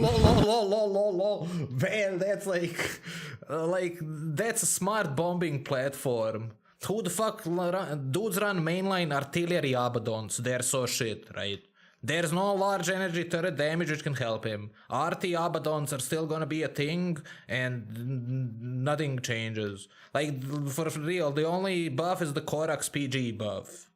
Yes, I mean, the Korax PG buff, now Korax needed buff. I think the PG buff is nice. We actually have one guy that, he's masturbating furiously right now because of it. Because he flies Koraxes. He enjoys getting whipped. What a great time to be a Korax pilot. What a time to be alive and engaged with the EVE Online PvP community as a Korax pilot. I'm really happy for those guys. Those solo Korax pilots, man. Yeah, I was doing some tests in Python. You can fit like a 400mm plate Korax now. It's like kind of reasonable, but it's still gimped on the DPS. He'll have issues hitting 400 DPS without going zero tank, right? And mostly how fast it will be going compared to everything else. Let's just, I just want to throw this out there as an idea too. Like, what about, just a blaster Korax? I mean, just, turn it into Corm 2.0. Like, let's go, man. Let's put some turrets on there. Let's go, boys. Man, I like the cut of your Jeep. That's some good shit right there. I think we have to burn someone at the stake now. He is meaning in-game. Okay, the Vexor is losing his drone maximum velocity bonus. So if you want to fly those frigate-killing Vexors, you have until April, right? With the warrior drones and shit. And after that, it's gonna be the Vexor navies. Then the Gila is losing the bonus to the HP of his fat drone. So that's kind of makes it nice. Yeah, fuck yeah, Otto. Say it louder for the people in the back. The Gila nerf and the drone nerf velocity of the Vexor Navy is so fucking good. It's a healthy change. It's a really healthy change. I really was not a big fan of the idea that Garista ships, any Garista ship you go against, unless it's like a prolonged battleship fight, you're gonna waste time shooting their drones just because of how tanky they are. What the fuck? Yeah,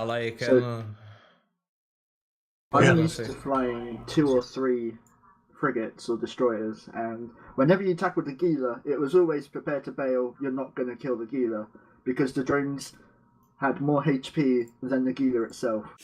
You could kill a Gila before you killed one flight of its fucking drones. Yep.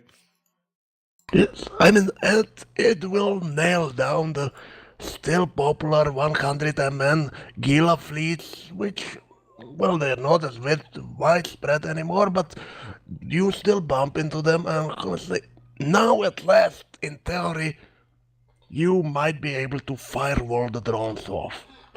It will take lots of smart bombs, but now it's at last in theory doable. While before, with the old bonuses, just do not even bother activating the smart bombs against Gilas. This is a Yeah, little man, weight that's of gap. pretty ambitious FCing around firewalling Gila drones with smart bombs. Fuck yeah, good luck with that, friend. But opens up decent possibilities there for real. It increases the skill ceiling of the game, right? It's like, I like the way he thinks. He can set up 20, 30 Tempestes or Abaddons or some dumb shit to firewall the goddamn drones, right? I mean, it's kind of it's within reason, right? Now that the drone doesn't have 50,000 EHP, right? Yeah, I mean, okay. Finally, a Gila fleet will need more than one guy in Tango with Target Painter to actually operate. Yeah, lol. They might need a rapier now, Dude, one whole rapier, please, dude. And the Vexor Navy issue, but not nerfing the normal Vexor is really, really nice because the normal Vexor is really healthy. The last nerf the drones took as a platform, so it fucked up the Tristan, the Comet, the Bellicose, the every goddamn thing, the Brutix, everything. This one is more surgical, that it hits specifically the Vexor Navy and specifically the Gila, and part of it is, I choose to believe, because of the growing botting issues. They were relatively recently given the ability to pilot said vessels, and they were making, dank ticks, boys. So now they're unkillable. Yeah, I mean, it will hurt the AFK VNI the most, because you will have to pay at least a little bit of attention, because your drones will not just automatically just teleport themselves to nearest frigate and shoot it down. Yeah, I So hate myself. drones will die, and because of the bit increased sig radius, some VNIs might even die too, because 100 and VNI will still get tickled a bit more than it is now. So yes, CCP teleporting drones when? Now that JJ brings it up, you want to talk about a good idea, man? I'm ready, dude. Fit every drone class with the micro jump, except for light drones. Let's go. I'm ready. We already got Dromi drones. I mean, they go 20k, lol. but it's not teleport. Yeah, I mean, but we need Star Trek collaboration first to make the teleporting stuff real. But teleporting citadels that teleport both inside and outside of systems. Keepstar battles, right? We'll teleport in a bunch of Keepstars, they'll teleport in their Keepstars. Until one dies. Bumping Keepstars. They're cloaked off the station with the micro warp drive. And they just each other's wrecks and shit, right? Oh man. I mean, finally we can recreate the Napoleonic warfare with Citadel. Just create a fucking formation. Yeah, everyone just lines up on the opposite side of each other and just starts shooting. That's all it is all day long. Just two big lines. Ratting Keepstars? Yeah, Dr. Laserbomb, the visionary, lol.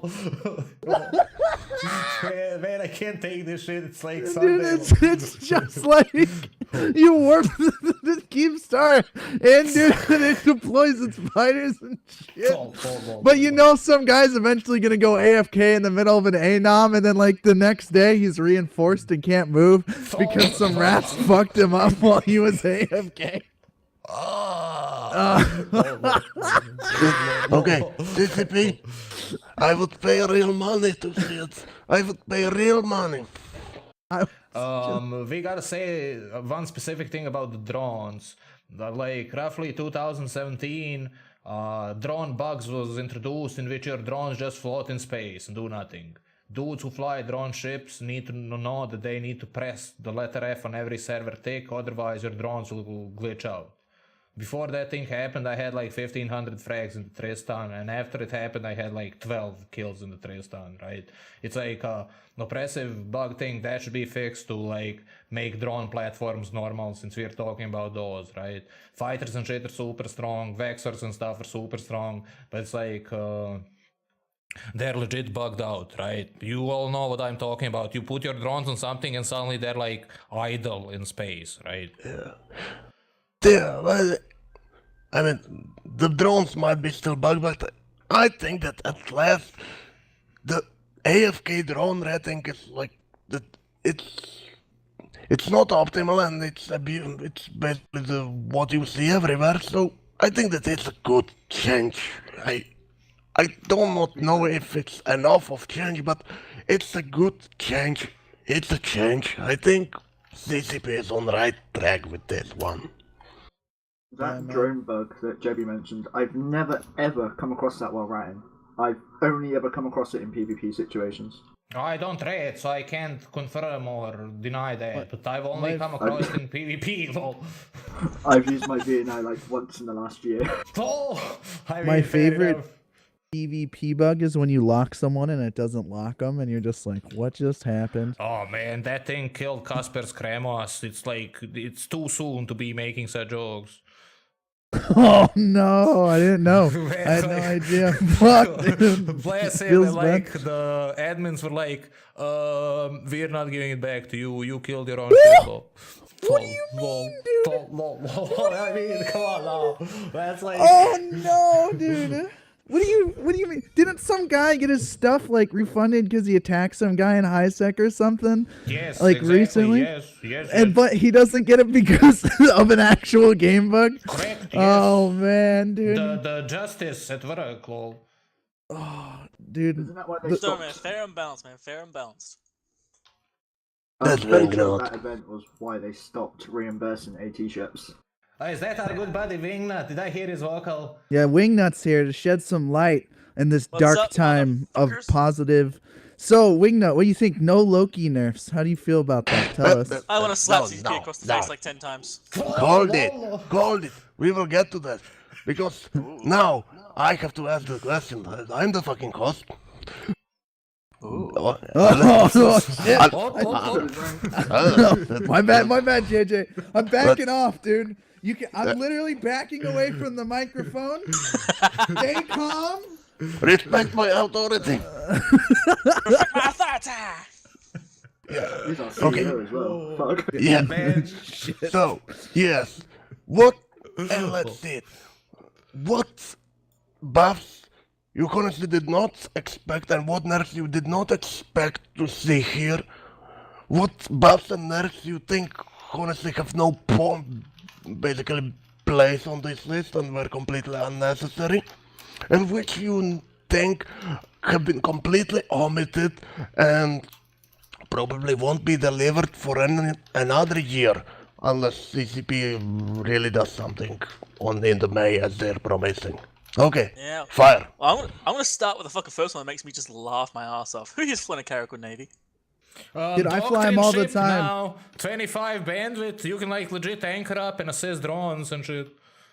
Yeah, like, oh my god, Carrick Navies. Ooh, I know how to fix a problem with this ship. Oh, I know. Let's give it 25 M3 of drone bay. Let me ask you guys, what... Navy. Primary, the Caracal Navy. It's got Yeah, like, he's got 5 drones. What's it? Oh my fucking god, what's that drone's gonna be? dude. What's those 5 drones gonna fucking be, eh? Cunts, what's it gonna fucking be? It's gonna be fucking Hornet ECs. It's the same as It is before. every time. Yeah, for real. Like, Like, seriously. Like, oh, hey, look, these Hornet ECs are cancer upon the fucking game. I know. Let's give more ships to them so everyone fucking has them. We've solved the problem, guys. I Don't solved worry. it for the Zealot, right? You know what Yeah, I know, we it's need? We fucking need more serious. Frank the Banks in this world, just buying and constantly trashing all of the jam drones and Jita, just constantly. Bless Frank, man, that's Oh so good. man. And I look at I look at the Ferox change, I'm like, yeah, I don't see much really changing there. They're still going to be just as tanky as before, just as good DPS as before. The range is just as good as before. Like, it doesn't affect them as a fleet boat, which is what they want to try and do. The Gila nerf does fucking nothing. Like, that's just fucking, like... I mean, Like, you think, okay, 250% HP loss, that's a lot. Yeah, but you forget that Gila drones have the tank of fucking destroyers. the drone will And go they from, still let's say, like 40,000 EHP to 20,000 EHP. Like, Yeah, it's still gonna kill you. was proposing that it might be within reason to firewall against those things with smart bombing battleships and ship now. We'll have to see how that develops. It's a step in the right Yeah. direction. He would benefit to be nerfed in a different way. Like, the Gila was so strong he lost a low slot, right? But like, it's a fine line. He's like, his drones are super fucking strong, especially the shield bonus ones. The Here's the problem, right? infiltrators and Here's the pro- Vespas. Here's the problem with that as well, though, right? The Gila does like 700 DPS in a 1-1 situation, right? How the fuck are you gonna defang 4 or 5 sets of mediums while taking 700 DPS? No fucking way, because he also has Exactly. 100,000 HP, right? It's super fucking strong. Yeah, It's you have to meta-defining eat through, strong. like, you have to eat like 300 HP worth of shit to finally kill that guy. It's ridiculous. That's okay, man. That's okay. Don't You just smoke, light that's your bad for Sino, you. man, and drop your Titan Lol, onto him. lol, lol, It'll all lol. be okay, man. And here's another funny one that makes me amused. There's a Baden change. Oh yeah, like it will help the artillery Abaddons. No, Yeah. it won't. It doesn't affect the. It doesn't affect the artillery Abaddon at all. I mean, it'll meta help it because the lasers are still so shit after the buff. The dudes will fly. I know. Yeah. So, he That's the like funny thing, caps though, like- himself out at 2 volleys. Literally presses F1, does 2 spins around the gun and capped out. Right? He needs a dedicated guardian to be capping him constantly. And that's and, if like, he doesn't have prop mod. If he has prop mod, then he doesn't even need to fit the guns. He won't even have enough cap to activate the prop mod. yeah, for real. But now he just hits his guns. He's like, I'm out of cap.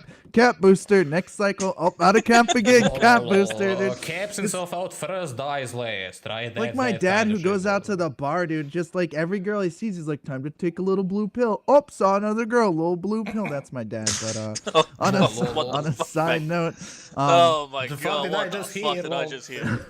on a, Lol, on you a- just said what I was thinking. Lol.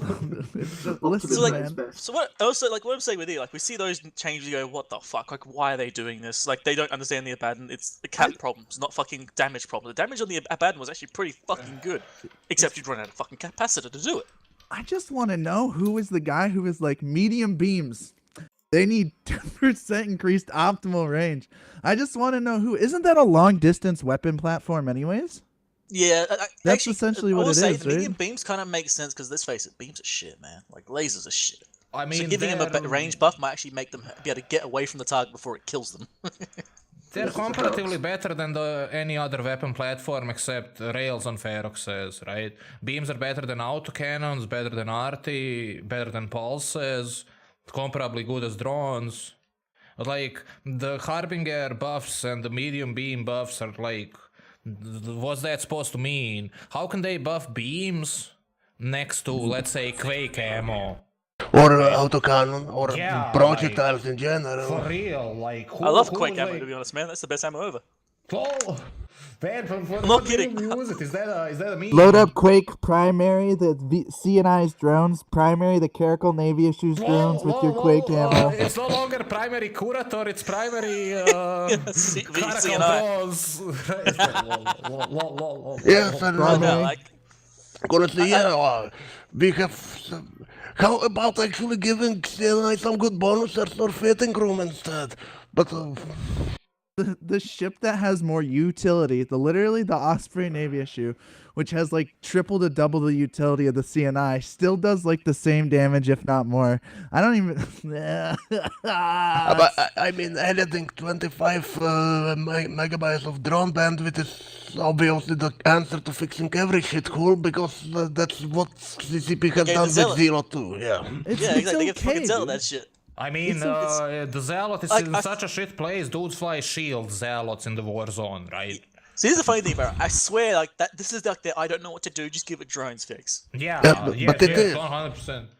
Because At the end of the day, though, you can tell that the Osprey and the Caracal Navy issue need buffs because 2 Corms can kill either of those ships if they're not fit specifically for it. And I have proof. I'll find the kill mail. Give me a minute. The Osprey is in a great place. You just come across an idiot. Yeah, I the don't even Osprey is, understand how that super fucking happened. strong. He's one of the rare ship who can actually fit like 2 noses and still be not gimping his fitting and whatnot. It's like very nice. But I yeah, mean, like, it's only fair because it's one of the uglier holes still in game because they haven't really they haven't fixed it. They say they fixed it, but they didn't. It's still fucked. So it has to be strong so people will just take pity on it. I guess I should get to the capital changes too. Like, my god, some of them I love to bits. Like, it's like they've listened, but then they've gone, you know what? Let's just not listen completely. yeah, like, Like the Like, I gotta ask anyone here. I gotta ask: does anyone here, for even a split fucking second, think someone's gonna get out of a rock and get into a regular mining ship? Yes, the guy that already has 5 Rorks might actually make use of the links bonus to add one barge to clear the Mercoxit and save on the drones. That's it. Yeah, I don't see anyone getting out of their rocks. Oh no, I'm going to lose a little bit of money. They're going to make that money back in fucking split seconds, mate. Yeah, for real. Like, the only relevant change is gonna be the drop of the tank and the anchoring of the depots. No longer can you fit all the drones in one depot. Yeah, it just means that the guys attacking them may actually get some loot out of it for once. If That's the a good loot fairy thing. doesn't say fuck you. Well, Yeah, it's a great thing for sure, but it's like it's not fixing the fucking problem that rorks are ridiculous. They're better than dreads in some cases, for fuck's sake. for sure, like we were like talking about that. He like there's these insidious things which the Rorcal does. It's like he reps like a scimitar, like 2 scimitars per high slot at 150 kilometers. We touched it. Rorcal problem of Rorcal is that it does everything. It's all in one Swiss knife, and like it's better than the fucking knife. So, It's literally better than a slow cat fucking carrier back in the day. Yeah, back for when there used to be real. drone The boats. only thing it can't do that the only thing it can't do is fucking suicide gang people in high sec, and you know if they were allowed in high sec, some dumbasses would be trying to do it in roaring. yeah, for sure. It'd be like, I mean, that'd be the preferred tackle for suicide gangs of jump freighters, right? I mean, Like, come on. I mean, if They've just been talking. There's 20 Rorks off station with all their if heavy you drones out. go on test server, get in Rorcal and teleport yourself to Isaac and activate panic. You can tank Concord. Just think about this. lol, that's funny, lol. It's so you just use it to shoot the first ship, right? You just use it to shoot first, right? And then you hit panic when Concord shows up. Meanwhile, all the NATOs and the Taloses are just killing like 13 jump freighters that just came through the gate. There's a reason it doesn't go to high sec. The admins were sufficiently wise back in the day when they invented it. Even the Orca is kind of shady as fuck, to be honest, for high sec, but it's like they have to have that thing, otherwise those poor dudes would be stuck with porpoises, right? Yeah. But I just think like the Rorcal nerf's like, okay, you've nerfed the tank a little bit. Like it's a lot, yes, but you consider how much they get. It's like, yeah, nah. And the panic is a little bit shorter. It's like, come on, are you serious? You've given us tiny changes for a ship that is so define the entire fucking meta, and everyone either loves or hates it. Really? This is what you've done? Yeah, they This need to will- like, it's a step in the right direction. It like Exactly, it's a shows that step. That's all it is. It needs to be like they put Problem- one little foot in front. The Yep. problem is that, and I mean, I've been putting together a video on like the proliferation of capitals, and I've interviewed dudes from the CSM, and I've talked to some CEOs and some guys who head up some of these fleets that, you know, go out and kill these Rorks. And like, part of the problem is at least in the area of like huge fleets and like, you know, alliances and stuff, it's really hard to nerf the Rork and like not. And like it hurt. So for instance, a large entity like Goons, but also not like completely destroy the ability but- for other alliances to catch up. Yeah, but honestly, They're that's, never gonna catch up, that's the thing. that's wrong thinking. Yes, first, honestly, this parity will all, by the means of this being a long-running MMO, there will always be disparity. You will Yeah, never for catch sure. up to the guys that have started ages ago. It's basically impossible unless they go inactive. And the second thing, well, if we argue with, but it will hurt the small guy more, then basically we will never get anywhere, because obviously the Goons are big and NC is big and PL is, Test is big, all of them are big and organized, they have the manpower to organize, of course they will be hit less. Like if we argue that way, we will never have, we do not have to balance anything, because any nerf, any buff will always, Yeah, like, that's really true. That is really true, JJ. And I don't mean to say that like we shouldn't do anything or anything like that. I'm just saying that like it's harder, I think, in some ways to nerf these things and like trying to create like this balance in the game than I think it is just for us. Because like if we were to say like solo PvP is the baseline, you just got to be like blah blah blah. Here's what you got to do. Like it'd be a lot simpler to balance this game than I think. And I think this is a good step in the right direction. And I'm super Actually, duper excited to see. I will what say, comes some up people are of it. saying, like, sorry, people keep saying that the nerf of the Oracle should be mining yield decrease. Honestly, I'm the opposite. It should be full tank decrease. Agree. You make them killable. And also fix fucking Sino inhibs for love of fuck, so they actually work. Yeah, Like, Make Hey, it so Rock these things Organ. are killable and they become content magnets, as well as becoming gigantic sources of fucking money, because that's what they are. for sure, Make that's how them it was killable intended. and worth. Exactly. Like the thing is, like this nerf is a start. Like you said, it's a step. It's a step. You put your foot in front of the other one, just fucking slightly. Like, make it a Don't fall real over. fucking step. Yeah, because here's the I'm thing, just right? saying- This change goes, okay, we've now made it so Rorks tank less and they have a Mining panic. citadels. Yay! That Yeah. just you anchor them in the belt and they just mine the rocks. I'm I just mean- saying, you don't ever need to worry about rats, about other people coming, because you just get to mine from the citadel. It's perfect. Man, DTM. It's fall. perfect. Talking of citadels, the one change I expected to see was ECM not being able to be fit on any citadel, because currently I know. you're allowed to lock up the target that's jamming you. What do you do when an Athanor 200 kilometers away has you perma-jammed? You fucking Jam destroy it the back? citadel just to kill the Orca. But And you the drop Citadel. your titans and kill it. Drop your guns and It's kill just it. indicative of the original motive. The ECM nerf was to facilitate abyssal space because Falcon would auto-win any abyssal duel. That's why suddenly the ECM was fixed after 15 years. It wasn't fixed from a noble perspective, it was fixed from a... You know, We that have to perspective. fix this, or we're only gonna have one ship in the meta for this particular area of content. Correct. That's Here's the really thing, though, right? interesting. I've never even thought about that. I thought they actually cared about us for a minute. I'm joking. I'm joking. But Here's something funny, right? Like this is kind of weird. So yesterday I was fucking. I think yesterday, the day before, I was streaming. I was out in Null. I was on a fucking Citadel for the first time, you fighting something. stream Eve still? Oh, on the rarest of fucking I'm occasions. joking, Wingnut. I'm joking. But yeah, fucking. I was out on a fucking a Coyote Saber fleet on a fucking on a low power Citadel. I think he could still shoot me, but the guys just didn't figure out how to fucking do it. And I was getting this like long running, like hour-long fight, just warping around trying to keep this fight going. And I'm like, holy shit, I missed the station camp days. How could I miss the station camp days? I hated that shit, but at least it was fucking content.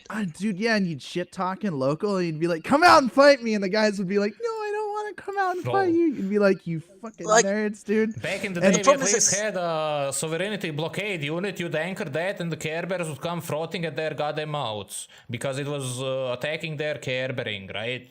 These days, if you And like, even.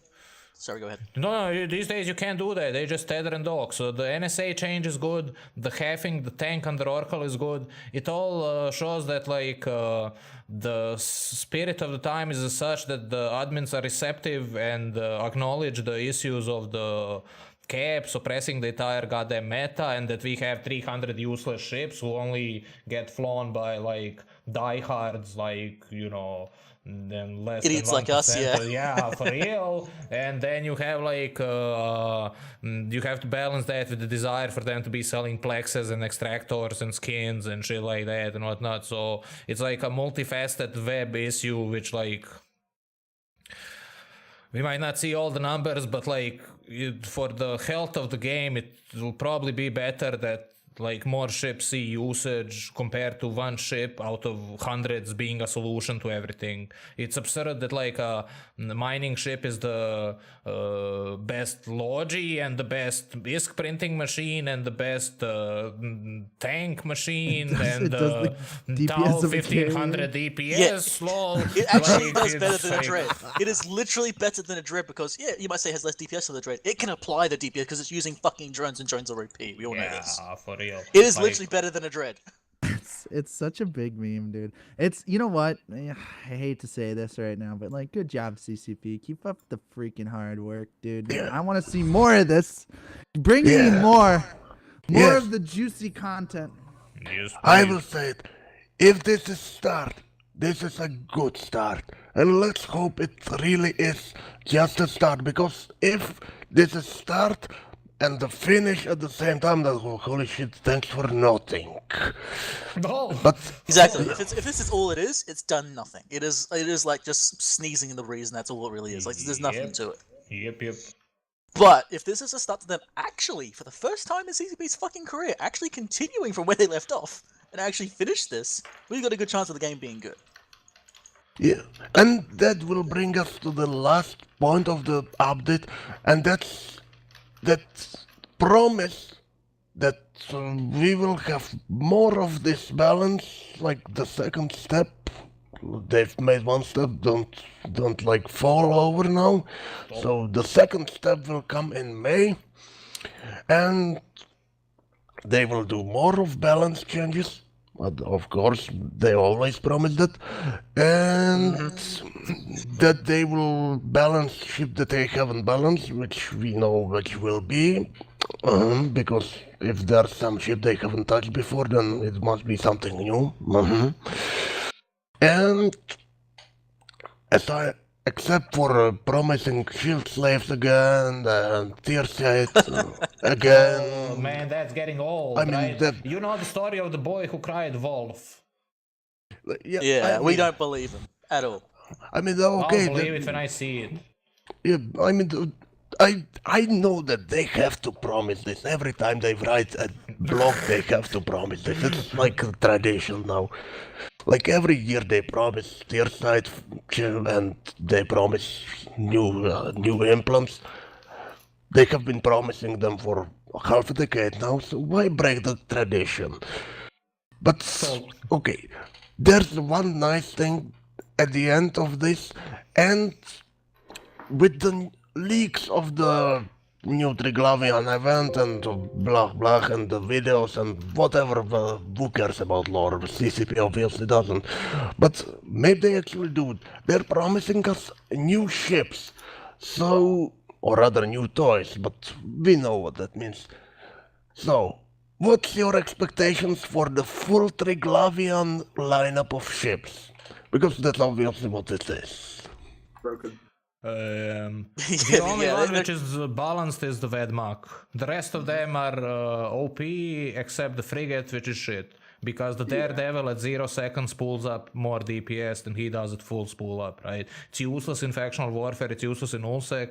Vedmak is okay, Kiki is OP, Drakovac is OP, Leshak is OP. And the Zarmzad and the shit, those things are used in tournament cases and presets Gate camps. like gate camps and shit, right? Yeah. I mean, I honestly, with Vedmak, yeah, Vedmak is the one ship in the war lineup that's perfectly balanced. I don't think anyone has any issues with Vedmak. It's a better Navy Omen, or rather, it's different Navy Omen with interesting bonuses. And I generally think that nobody has anything against it. So I'm really interested in how they will make a heavy assault cruiser, because that's all the talk lately. That there might be heavy assault variant of Vedmak. So Yeah, why? I'm curious to see where that goes because it's got two guns. And here's the problem: the one gun in the Vedmak does 900 DPS. The one on the on the direct is like 1.1 to 1.2k, if I remember correctly. So two guns. If it doesn't have double the DPS, everyone's gonna start bitching. But obviously that just can't be done because that'd be like 1800 DPS. Yeah, I mean, it'll be lit, but I wouldn't put it past them. Oh shit, so Yeah, thanks for yeah. the boss. Oh my god. I mean, Here's that because Hatsilo. Vedmak is just so Let's push our rift there. average in basically average in a good way in everything. It has possibility to actually be very interesting as a T2 ship. We could hope to have a new Zealot, and then we can pretend that Zealot doesn't actually exist, and everyone will be happy. That's the thing as well. Like one thing I like about the those new ships is that their damage profile they do is very interesting. You can shoot shield and armor just as equally. It's kind of hilarious. And this, as you said, they're a Navy Omen that can kite, but at the same time, they've got the tracking to brawl so with the same fit, which is kind of ridiculous because you catch a Navy Omen, you kill it. You catch a Vedmak, it still kills you. Yeah, like in the Kiki. I took a fight Yeah. in the Kiki against Jag with the Afterburner 2 webs tracking disruptor. He was orbiting my Kiki at 500, completely outplayed, right? I was running the shield, no tracking mods Kiki, and he still tracks and kills that thing, right? It's like unbelievable. He also tracks similarly at like 45 kilometers and shit. It's like disgustingly OP. Spools up it's like just delete it from the fucking game, mate. That's the tier of the cancer the Kiki is. Yeah, and The I agree thing with with what the Tessin Vedmak- said in your chat, by the way. Don't use the Vedmak because the Kiki is better for fast and the Drek is better for being tanky. There's no Oh, real for reason to real. use the Vedmak at the moment. With the Vedmak though, if you get caught in it, like your newts literally insta-newt out anything. Back when Lurcher Hicks were an issue, I had 3 Lurcher Hicks on top of me, and I managed to newt all of them out by the time they lit a Sino and jumped in the super. Oh shit, nice. Fuck yeah, oh, that's Damn, lit. son, that's nice. That's some decent APM there. No, it's more like panic 1, 2, 3. LOL! But 3 APM, that's the same you need for Oracle. So basically, Lol. And without the Sino support. Yeah, I also agree with Elite Force. If Precursor Guns had half the tracking they currently do, they would still be fucking strong. Yeah. I really want to know CCP's reasoning for why they make them have such high tracking. They have better than blaster tracking in some cases. Got to give you a reason to use them because, like, without high tracking, a Kikamura is basically a long-range version of the Ret, just a bit slower. But And that would less be a tank. good thing then. Like that's exactly a good thing. They have more DPS and it'd be a longer range version of the Retribution. Yeah, It that's doesn't why I need the use high. Rets and It doesn't need the Kikis. dunking high tracking for that shit. No. And, like, put them with another powerful ship, Ret, or even Jags or whatever, another kitey ship of your choice, and they just become unstoppable. Yep, If you go against a like- group that don't know what they're doing, like, you are getting a lot of kills because they feed.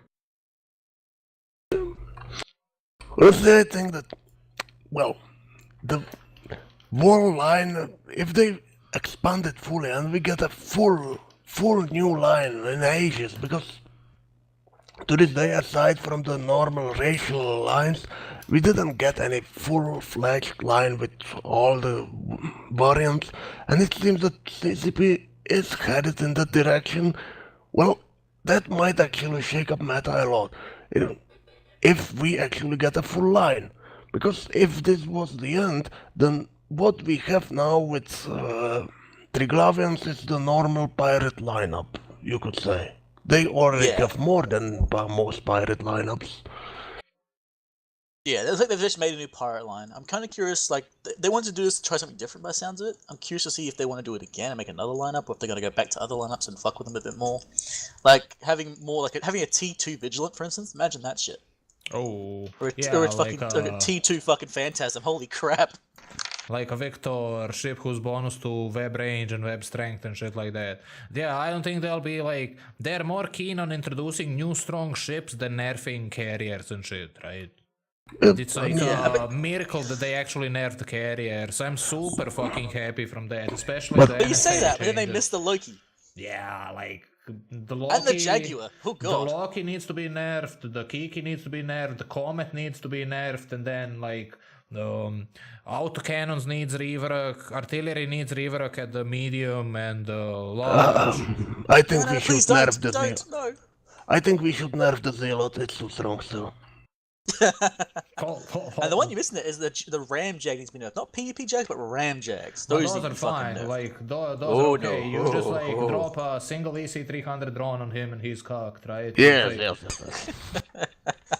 I mean, Not he always, has though, unfortunately. pretty strong EC resistance from the Minmatar Tech 2 hull, but he still like gets countered by those, right? Ram Jags are within reason, right? You can make comparable Ram Harpies and shit, but like if you compare it to a role of, let's say, a Malediction doing the same thing, you'll see it's like, why would anyone fly the Malediction, right? Especially since it's split into travel interceptors and combat interceptors, right? If you're going to be subjecting yourself to such a weakness, you might as well run the Jag, right? It's meta The problem is defining. less that. It's more that the Malediction, it's weak as fuck. If it gets caught, it's dead. Yeah, it still he has a dies longer to range scram. drones, right? He The dies Jaguar to can just fucking... ram you, literally. He can just hit approach, hit his ADCU, cycle his 1 or 2 medium auxiliary shield boosters, have 2 Nosses so you can't turn him off, and hold the scram on you forever. Until you die. Not till he dies, till you die. Yeah, he's like really strong. It's like recently we were graced with these certain Reddit threads and whatnot, but he gets dumpstered by the EC drones and the Newt/Noses, those kinds of things. So I don't think it's like a really big problem like Rorcal is. It's like, it would be nice to address that if it comes down to it, but we got like significantly more pressing concerns to be Fixing. I will say I kind of disagree there, just because like Jaguars sort of single-handedly destroyed the kiting meta in Null for a while, because they can just they go 6k, they just hit approaching you, and even if you've got perfect tracking, they'll still just get to you. You can't kill them in time. And they're fast as fuck. Have you seen how fast those things can go? Like 6k plus. They literally set the speeds with a fucking cruiser tank. I think that this is another failure of CCP trying to not trying to iterate. They've buffed Asterix, okay, they needed it, but they sort of forgot that other T2 frigates exist, like interceptors, and as a matter of fact, some of them sort of got left behind and obsolete as a result. Yeah, the power creep, it's real. Both of you are like saying a really good and valid thing right there. It's a strong fucking ship. It's like unexpected emergent gameplay from the Assault DCU, right? It all stems from that. Yes, the gimmick that nobody honestly asked for, that I mean, it should be for cruisers, it's fine, but for frigates, exactly. for fuck's sake, like, for fuck's sake, mate, like, what's that supposed to be? Like, how are we getting, like, cruisers with, like, battleship tank and shit? Come on now. Yeah, at least like the heavy assault cruisers made sense. They were in a bad way. Assault The assault frigates were in a bad way, but it's because CCP didn't fucking fix it. The changes they did made assault frigates great. They didn't need the ADC to make them great. I mean, come on, how many retributions actually fit an assault damage control, for fuck's sake? No. They're one of the best assault frigates in the fucking game. Yep, Yeah, like, oh yep, yeah, they don't have this new module. They didn't fucking need it. They literally did not need it. Just like, this is CCP in a nutshell, right? Like, oh hey, we've made this problem, yeah. we're gonna fix it, and then we're gonna make a brand new problem to fix later on. Here's that. Because we can't just fix the problem.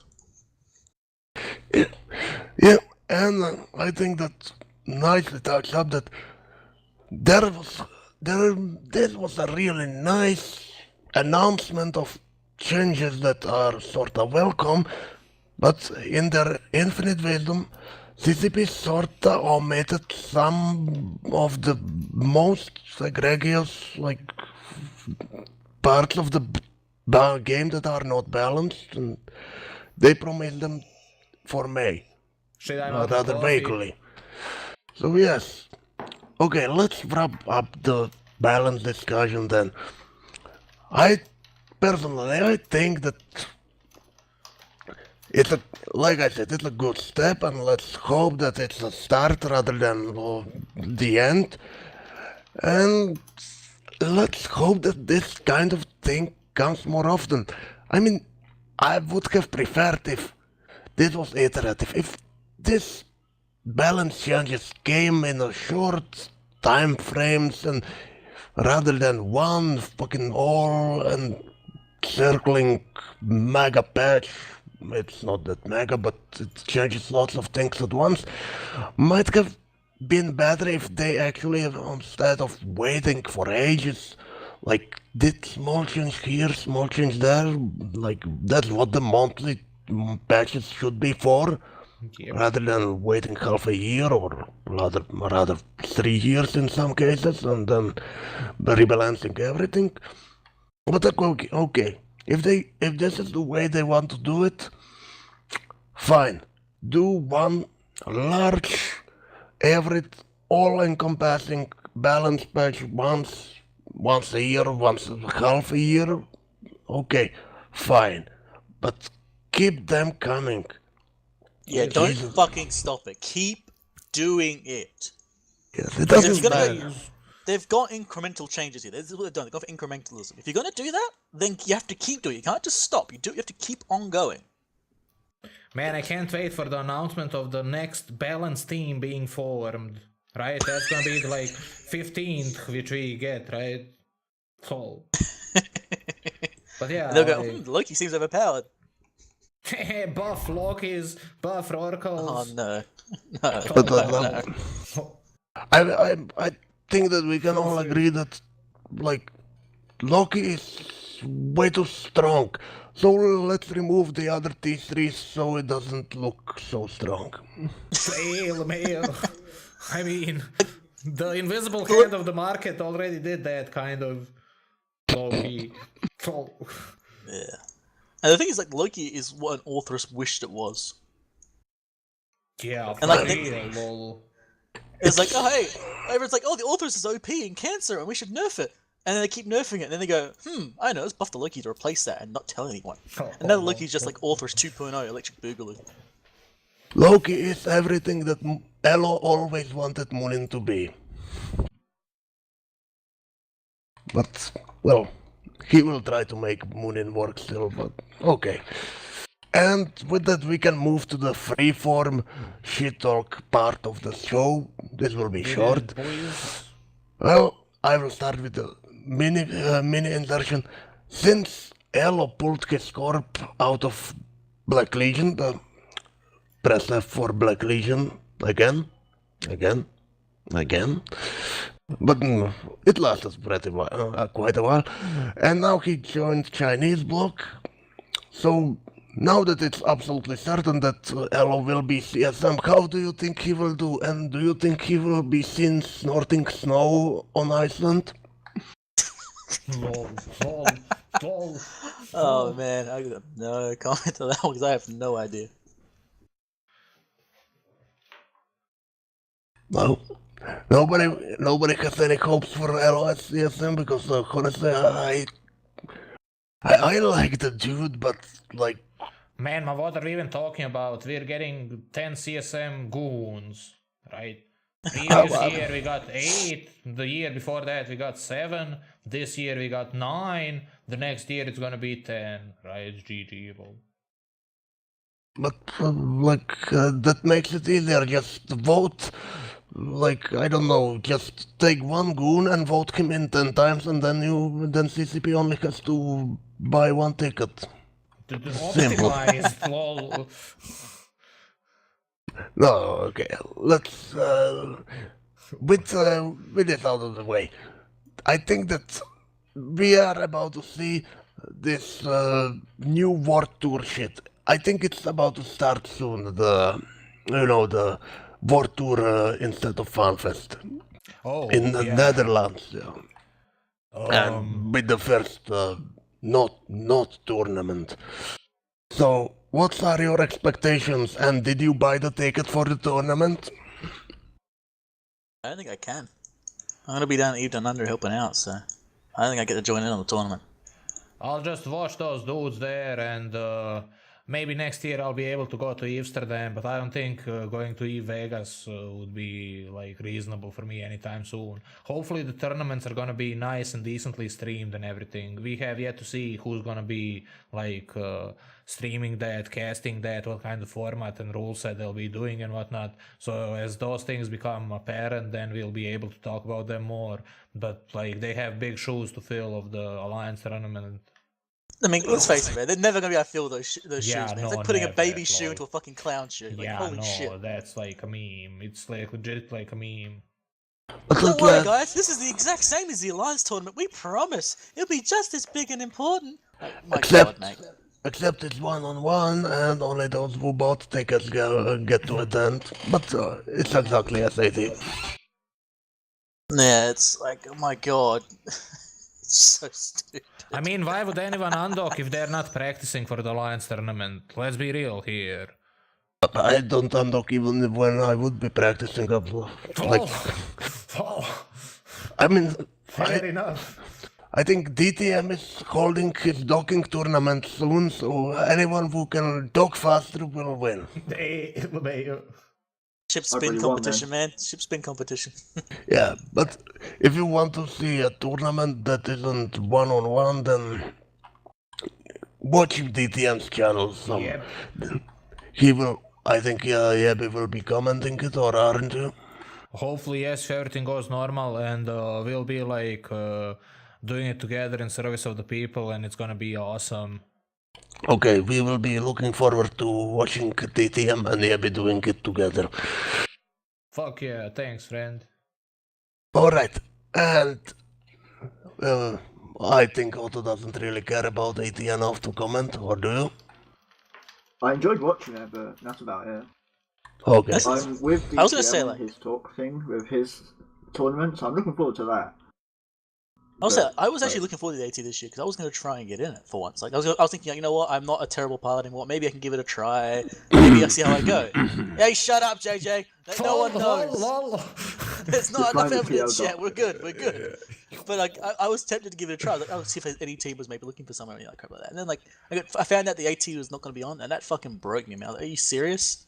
The one time I think I could maybe have a chance, and they've gotten rid of it. Are you fucking serious? I just like buy the ticket. Hopefully they'll return it next year, as they said.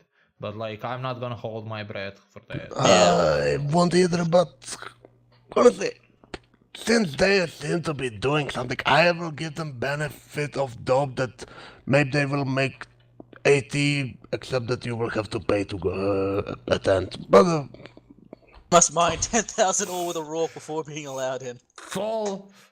Keepstar tournament. Yes. So you must donate a Keepstar to enter. No, you build the Keepstar, whoever builds it first wins. make it a Palatine, it'll be interesting.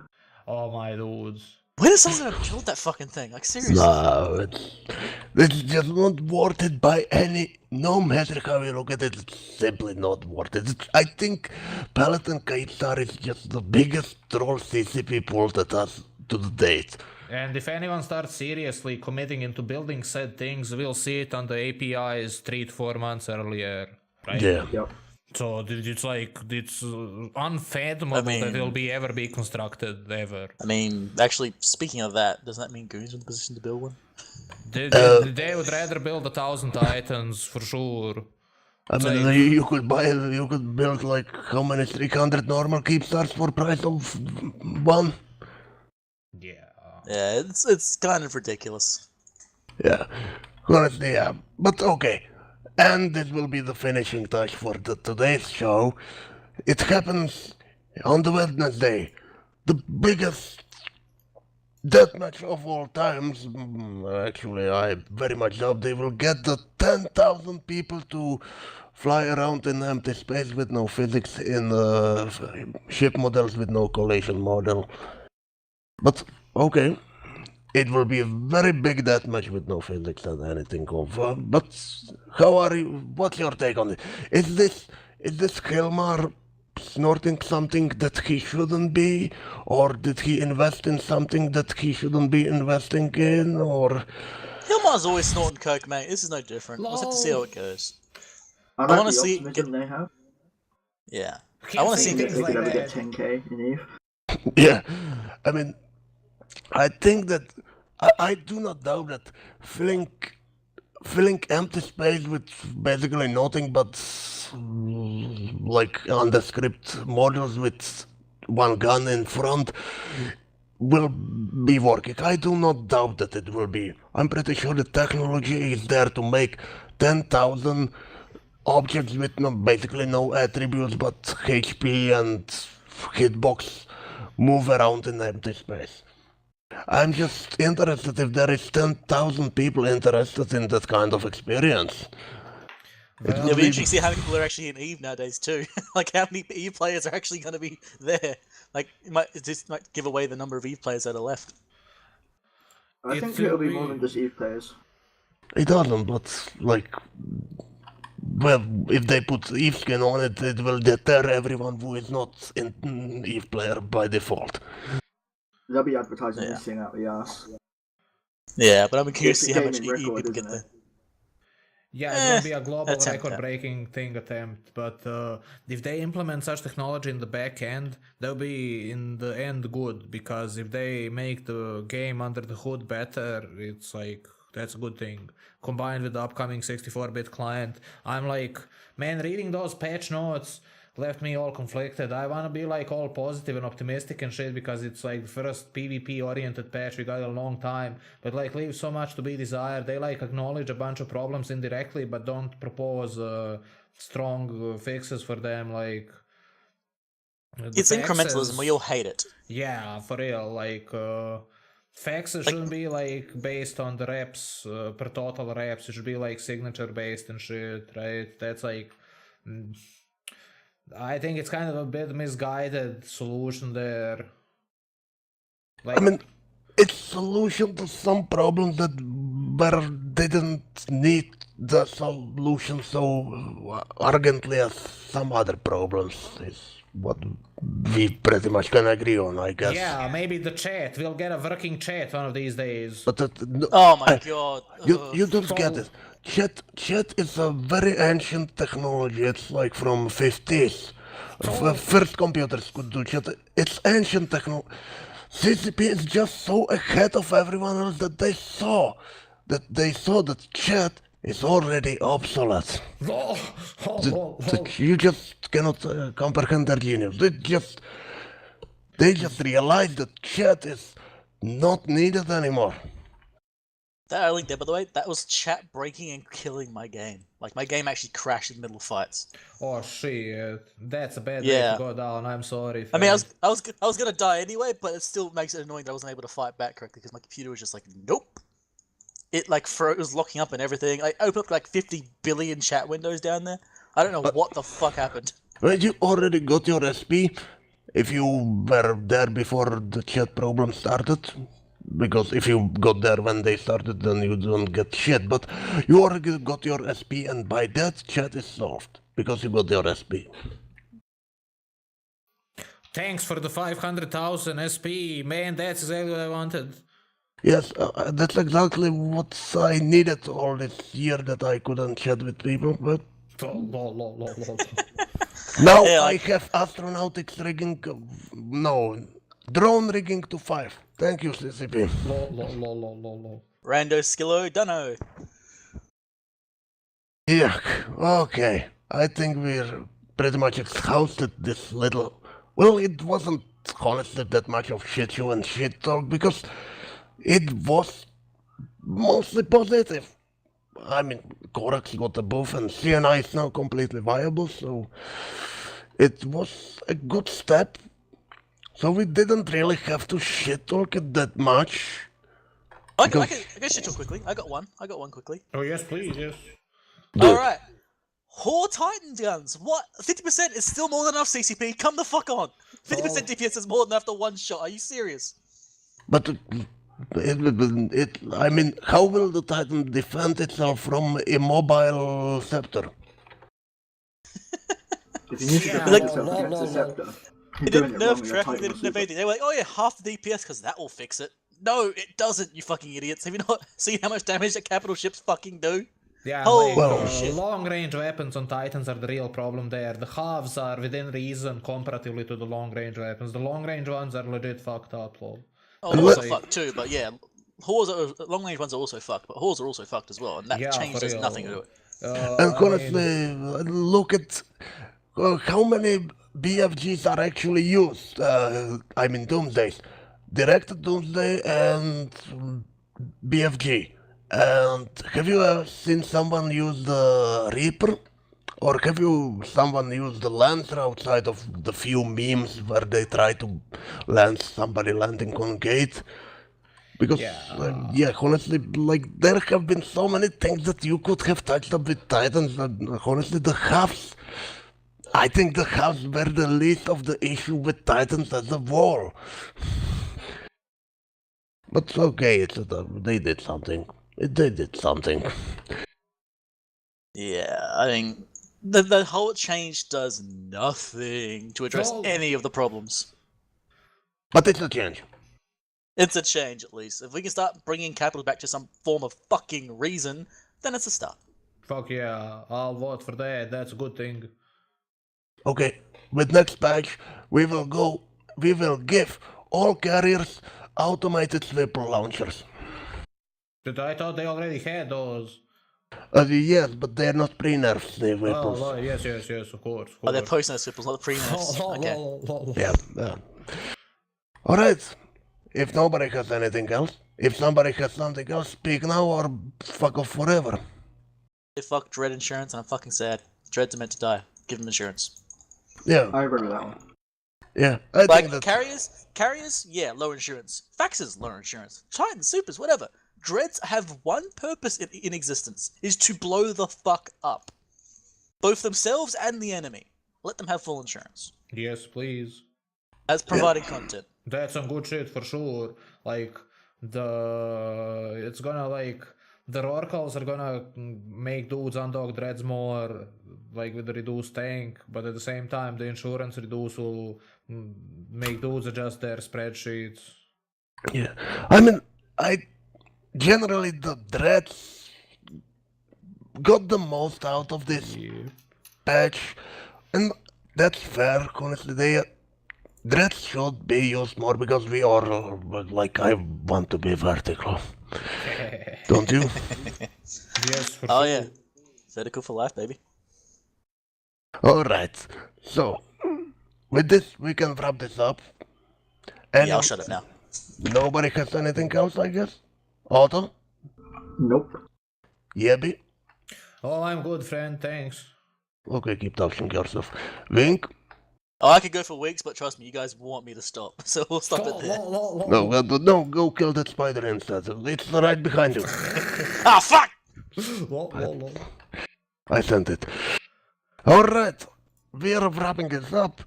Like I said, there wasn't much shittle this time, well, by our standards, because honestly, we were talking about things that are generally positive. Let's just think that those things will keep being positive and that we will get more positive things, and by that I do not mean HIV tests, please.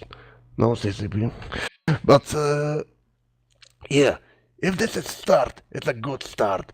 And if you were about to biomass, okay, I would say that there's a good reason to actually hold back on this button for at last until we see what happens in May. With this, we're wrapping Shittalking in Stations episode 3. Thanks everyone for coming. Thanks those who didn't come for not coming. We didn't want you here anyway. And thanks everyone for enjoying the show. But if you enjoyed this show, I think you have some serious problems. So fuck you. And have a good night. Goodbye. Bye. Thanks for everything, friends. Later, mates. Oof, we did it, boys.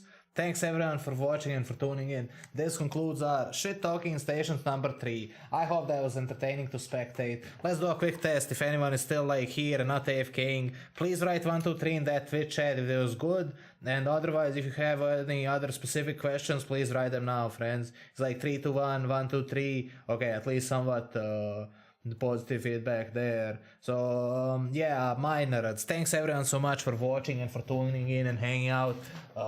Here's that VB heart symbol. My nerds, fuck yeah. Thanks for all the awesome support. I hope you had some fun as I did. Shit, that's a bunch of dudes writing 1, 2, 3. Fuck yeah. I'll check out the Firetail after the stream. We'll fly tomorrow, right? How goes the frigate challenge stuff? I'm making fittings for said things. Man, we need to identify 12 specific frigate fittings. When is Condor getting ability to kill frigate rats in noise plexus, fit rockets? Evlog, what do you think about the Firetail changes? Lol, Firetail's not getting any changes. Mail. But yeah, okay, my nerds. Let's swoosh our Rifter and then wrap it up and find somebody to host, right? So here comes that swoosh. Swoosh. Swoosh. Feels good. Thanks for all your kind words and hanging out together and the dank memes and all the help and support in the debates on various topics which we are going through. Thanks for Juzuv for hosting that. DTM, Otto, this one crazy monkey, and Wingnut for joining us there. We kind of went over the patch notes and those changes which are upcoming and whatnot. And yeah, like at this point we're gonna wrap it up. Tomorrow we're scheduled to be streaming somewhere in the afternoon, right? Let's say tentatively. So dudes, if you would like, please consider following the channel, and you're all cordially invited to join our Discord, check out our Twitter, our Eve Dumpster website, and our YouTube, which is a archive of all our previous broadcasts. I'm gonna pull up a list of all the dudes who are streaming Eve, and let's find somebody to host. Oh, we got Joe Bain, fuck yeah. The Oppo is streaming that huge battle if you wanna watch that as well, right? But we'll host Joe Bain because he's streaming that dank solo Elite P and was hanging out in that Twitch chat and everything. He's a good dude, so please enjoy his stream and be excellent to him as you were to me, friends. Thanks once again for everything. Be good. I'm gonna awkwardly stare into the camera for a couple of seconds so it doesn't cut off the audio, and I'll see you all tomorrow, boys. Joe Bain runs an awesome high quality stream for sure. Noah Valentis is completely right. I'm sure you'll enjoy his stream, and he's a good dude. Thanks for everything, friends. See you tomorrow then.